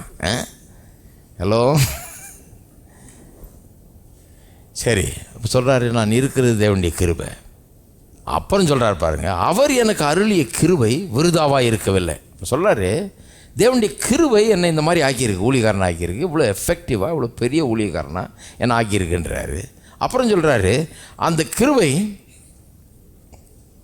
தேவனுடைய அவர் எனக்கு அருளிய கிருபை விருதாவாக இருக்கவில்லை. அதாவது கிருபையை நான் வீணடிக்கலைன்றார், கிருபை எனக்கு காட்டின கிருபை வீணாக போகலைன்றார். ஏன்? அடுத்த லைன் பாருங்கள், அவர்கள் எல்லாரிலும் நான் அதிகமாய் பிரயாசப்பட்டேன். மற்ற அப்போஸ்தலரோடு தன்னை கம்பேர் பண்ணி சொல்கிறார் பாருங்கள், மற்ற எல்லாரை காட்டிலும் நான் அதிகமாக பிரயாசப்பட்டேன். அப்போ என்ன சொல்கிறாரு, நான் எனக்கு தகுதியே இல்லை உண்மையில் இப்போ சொல்ல போனால், ஆனால் கடவுள் எனக்கு கிருபையாக நான் அப்போஸ்தலன் தான் அழைச்சிட்டார். அவர் அழைச்சார்னு எனக்கு தெரிஞ்ச உடனே நான் ரொம்ப வேகமாக வேலை செய்ய ஆரம்பிச்சிட்டேன்றார். அப்போ கிருபை அழைப்பை கொடுக்குது, வரத்தை கொடுக்குது, வல்லமையை கொடுக்குது, தெரிந்து கொள்ளுதலை கொடுக்குது. கிருபை தான் இவரை வந்து ஒரு ஊழியக்காரனை ஆக்கியிருக்குது. இப்போ கிருபை இப்படி ஆக்கிடுச்சுன்னு தெரிஞ்ச உடனே இவர் என்ன பண்ணார், வேலை செய்ய ஆரம்பிச்சார். அங்கேயும் இங்கேயும் போய் சபையில் ஸ்தாபிக்க, பிரசங்கம் பண்ண, போதிக்க ஆரம்பித்தார் பாருங்கள். பயங்கர எஃபெக்டிவ் ஆகிட்டார். கிருபை இருந்து இவர் எங்கேயும் போகாமல் இருந்திருந்தாருன்னு வைங்க, ஒன்றுமே ஆயிருக்காது. ஹலோ, இருக்கீங்களா? கடவுளை ஒரு ஊழியக்காரரை அழைச்சி இவர் பாட்டுக்கு அப்போஸ்தலர் பவுல் அப்படின்னு போர்டை போட்டு வெளியே மாட்டிட்டு உட்காந்துருந்தாருன்னா ஒன்றுமே நடக்காது. கிருபை வரம் எல்லாத்தையும் கொடுத்துருக்கிறார் கடவுள். அவர் என்ன சொல்கிறார், அந்த கிருபை விருதாவாக இருக்கவில்லை, அது சும்மா இருக்கலை. அந்த கிருபையை வச்சுக்கிட்டு எனக்கு கிருபை இருக்குது, எனக்கு கர்த்தர் இந்த வரம் கொடுத்துருக்கிறார், எனக்கு கர்த்தர் இது கொடுத்துருக்கார், அது கொடுக்குறாரு, சும்மா உட்காரல. நான் போய் அவர்களை காட்டிலும் அதிகமாக பிரயாசப்பட்டேன். அதனால தான் அதை காட்டிலும் அதிகமான ஃப்ரூட் என்னுடைய இதில் ஊழியத்தில் கனிகள் அதிகமாகவே இருக்கிறது. ஏன்னா கடவுளுடைய கிருபை. இருக்கீங்களா? நிறைய பேர் பாருங்கள், கடவுள் என்ன செய்யணும்னு அவர்களுக்கு காண்பித்த பிறகும், கடவுளுடைய சித்தத்தை வெளிப்படுத்தின பிறகு, அதுக்கான கிருபையை கொடுத்த பிறகு அதை செய்யாமல் விட்டுறாங்க. சில நேரத்தில் ஒரு தொழிலை செய்வதற்கோ பிஸ்னஸை செய்வதற்கோ கடவுள் சிலருக்கு ஆற்றலை கொடுக்குறாரு, திறமையை கொடுக்குறாரு. ஆனால் இவங்க இறங்கி செய்வதில்லை, ஒன்றும் பிரயாசப்படுவதே கிடையாது. சில ஃபீல்டில் போய் நுழைஞ்சு வேலை செய்கிறதுக்கு, ஏதோ ஒரு தொழிலை செய்வதற்கு, ஒரு வேலையை செய்வதற்கு ஆற்றலை கொடுக்குறாரு.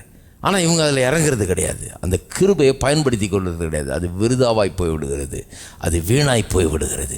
தேவனுடைய கிருபை மட்டும் இருந்தால் போதாதுங்க, நம்முடைய விசுவாசம் அதில் கலக்க வேண்டும். அதுதான் இந்த செய்தி. அதைத்தான் பவுல் சொல்கிறாரு. கிருபை மட்டும் இருந்தால் போதாது, நம்முடைய விசுவாசம் அதில் வேலை செய்யணும். கிருபையை வச்சுட்டு சும்மா இருக்கக்கூடாது. கிருபை, கடவுள் மியூசிக்கில் கிருபை கொடுத்துருந்தாருன்னா அப்போ உட்காந்து நல்லா மியூசிக்கை ப்ராக்டிஸ் பண்ணணும். கிருபை இருக்குது, ஆனால் நிறைய பேருக்கு ப்ராக்டிஸ் கிடையாது. கிருபை இருக்குது, ஆனால் உழைப்பு கிடையாது. கிருபை இருக்குது, ஒரு முயற்சி கிடையாது. கிருபை இருக்குது, ஆனால் விசுவாசம் கிடையாது. இப்போ அதில் ஈடுபடுறது கிடையாது. பாருங்கள், ஊழியத்துலேயும் அப்படி தான். நிறைய பேர் கிருபை, ஊழியத்துக்கு அழைச்சிருக்காரு, கிருபை கொடுத்துருக்கிறாரு, எல்லாம் கொடுத்துருக்கிறாரு, ஆனால் இவங்க அதில் இறங்குறதே கிடையாது. ஞாபகம் இருக்கு, நான் படித்து முடித்து ஒரு 20 வருஷத்துக்கு அப்புறம் ஒரு பட்டணத்துக்கு போனேன் பாருங்கள். அங்கே உலகத்தில் இன்னொரு பகுதியில் அங்கே போய் பிரசங்கம் பண்ணிட்டுருந்தேன். அங்கே என் கூட படித்த ஒருத்தர் உட்காந்துட்டு இருக்காருங்க. 20 வருஷத்துக்கு பிறகு அவரை பார்க்குறேன், கூட்டத்தில் உட்காந்துட்டுருக்கிறாரு. பிரசங்கம் பண்ணும்போது தான் அவரை பார்த்து முடிஞ்ச உடனே ரொம்ப சந்தோஷமாக வந்து என்கிட்ட பேசினார். பேசிட்டு கடைசியில் அவர் சொல்கிறாரு, உன்னை பார்க்கும்போது எனக்கு ஆச்சரியமாக இருக்குது. ஏன்னா நீ வந்து படித்து முடிச்சுட்டு உடனே போய் இதில் இறங்கி வேலை செய்ய ஆரம்பிச்சிட்டேன். ஏதோ சின்னதோ பெருசோ கையில் கிடச்சதை எடுத்து நீ செய்ய ஆரம்பிச்சிட்டா, அதனால் இன்றைக்கி நல்லா வந்திருக்கிற நீ. நான் முடித்த உடனே வேறு காரியங்களில் ஈடுபட்டு, எனக்கு கடவுள் ஊழியத்தில் அழைச்சிருக்காருன்னு தெரியும் எனக்கு. ஆனால் நான் என்ன பண்ணேன், வேறு காரியங்களில் ஈடுபட்டு என்னை அதில் போட்டு ஈடுபடுத்திக்கிட்டு அதுலேருந்து வெளியே வர முடியாமல் வந்துட்டு இப்போ 20 வருஷம் ஆயிடுச்சு அந்த லைன்லேயே போயிட்டுருக்கிறேன், ஊழியத்துக்கு வரல. ஒன்றெல்லாம் பார்க்கும்போது எனக்கு ரொம்ப வருத்தமாக இருக்குன்னாரு.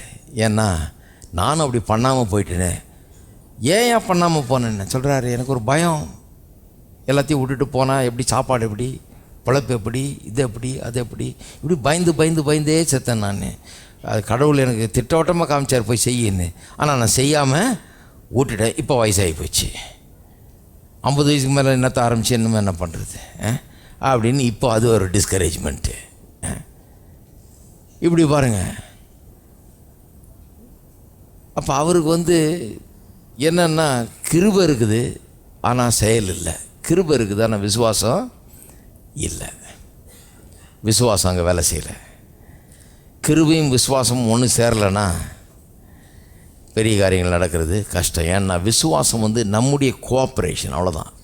நம்ம விசுவாசத்தை காண்பித்து அதில் இறங்கும்போது, கடவுள் நம்ம எதுக்காக அழைச்சிருக்காரோ அதில் நம்ம இறங்கும்போது நம்முடைய விசுவாசத்தை காண்பிக்கிறோம். கடவுள் சொல்லிட்டாரு, நான் அது செய்ய போகிறேன். கடவுள் எனக்கு கொடுத்துருக்கிறார், அந்த வரத்தை, கிருபையை கொடுத்துருக்கிறார், இந்த ஆற்றலை கொடுத்துருக்கிறார், இந்த அழைப்பை கொடுத்துருக்கிறார், நான் அதை நிறைவேற்ற போகிறேன்.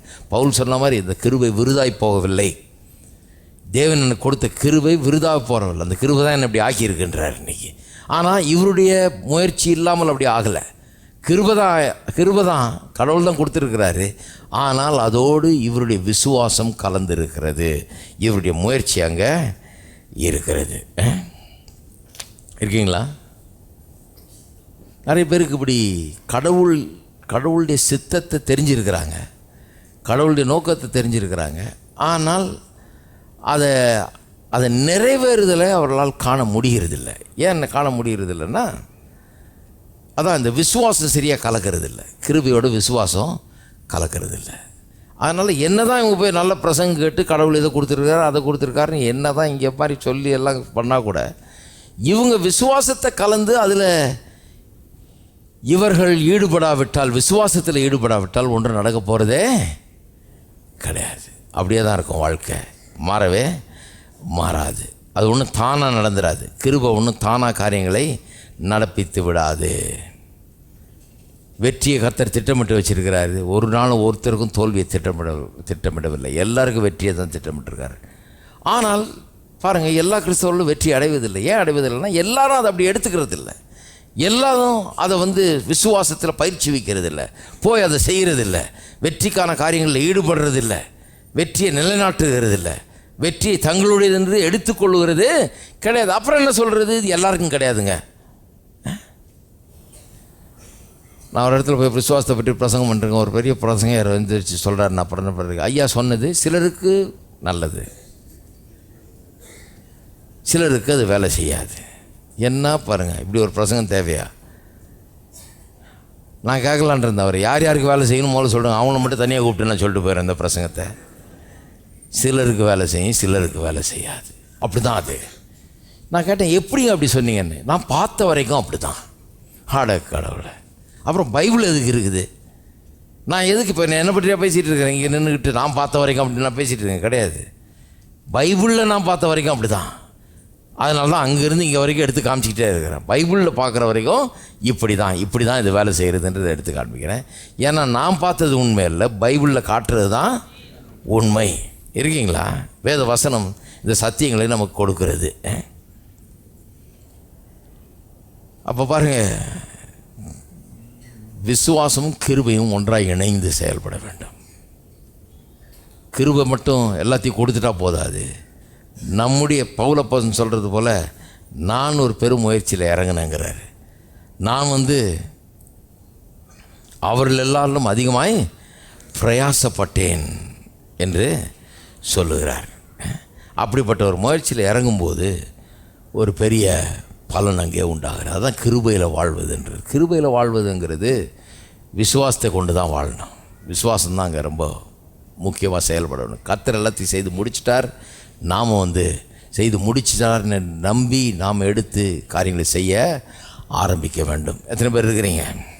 சரி, அடுத்த வாரம் தொடருவோம். எல்லோரும் எழுந்து நிற்போம் தயவுசெய்து.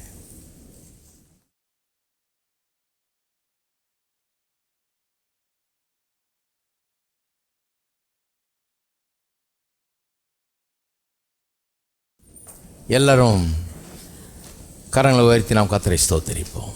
ஸ்தோத்திரம், ஸ்தோத்திரம் கர்த்தா. எங்கள் அன்பின் பிதாவே துதிக்கிறோம், ஸ்தோத்திரிக்கிறோம். இந்த காலை வேளையிலே உங்களுடைய வார்த்தைகளை நாங்கள் எண்ணி பார்க்கிறோம் கர்த்தாவே. அளவற்ற கிருபை எங்களுக்கு தந்திருக்கிறீர்.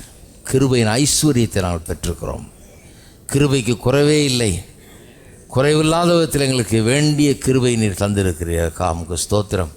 எங்கள் வாழ்க்கையின் எல்லா சவால்களையும் சமாளிக்க, எல்லாவற்றிலும் வெற்றி பெற, ஜெயத்தை பெற, வெற்றியின் பாதையிலே செல்ல வேண்டிய அத்தனை கிருபைகளையும் நீர் தந்திருக்கிறீர் எங்களுக்கு. அது எங்களுடையது.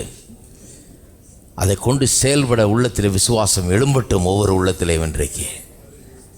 ஸ்தோத்திரங்கத்தாவே, விசுவாசத்தோடு ஒவ்வொருவர் செயல்படட்டும். இது என்னுடைய உரிமை, இது கர்த்தர் எனக்கு தந்த சொத்து, இது எனக்கு கர்த்தர் தந்த பாக்கியம், ஸ்லாக்கியம் என்பதை அறிந்து செயல்படட்டும் கர்த்தாவே. கிருபையினாலே விசுவாசத்தை கொண்டு அவள் வாழட்டும், வெற்றி பெறட்டும், வாழ்க்கையில் வளம் உண்டாகட்டும், குறைகள் நீங்கட்டும், பலவீனங்கள் நீங்கட்டும், சுகமும் ஆரோக்கியம், விடுதலையும், சமாதானம், வெற்றியும், வாழ்வும் இயேசுவின் நாமத்திலே உண்டாயிருக்கட்டும். உமக்கே கனமகிமை துதியை செலுத்துகிறோம். இயேசுவின் நாமத்திலே ஜெபிக்கிறோம். நம்முடைய கர்த்தராகிய இயேசு கிறிஸ்துவின் கிருபையும் பிதாவாகிய தேவனுடைய அன்பும் பரிசுத்த ஆவியானவருடைய ஐக்கியம் நம் அனைவரோடும் இன்றைக்கும் என்றைக்கும் இருப்பதாக. ஆமென்.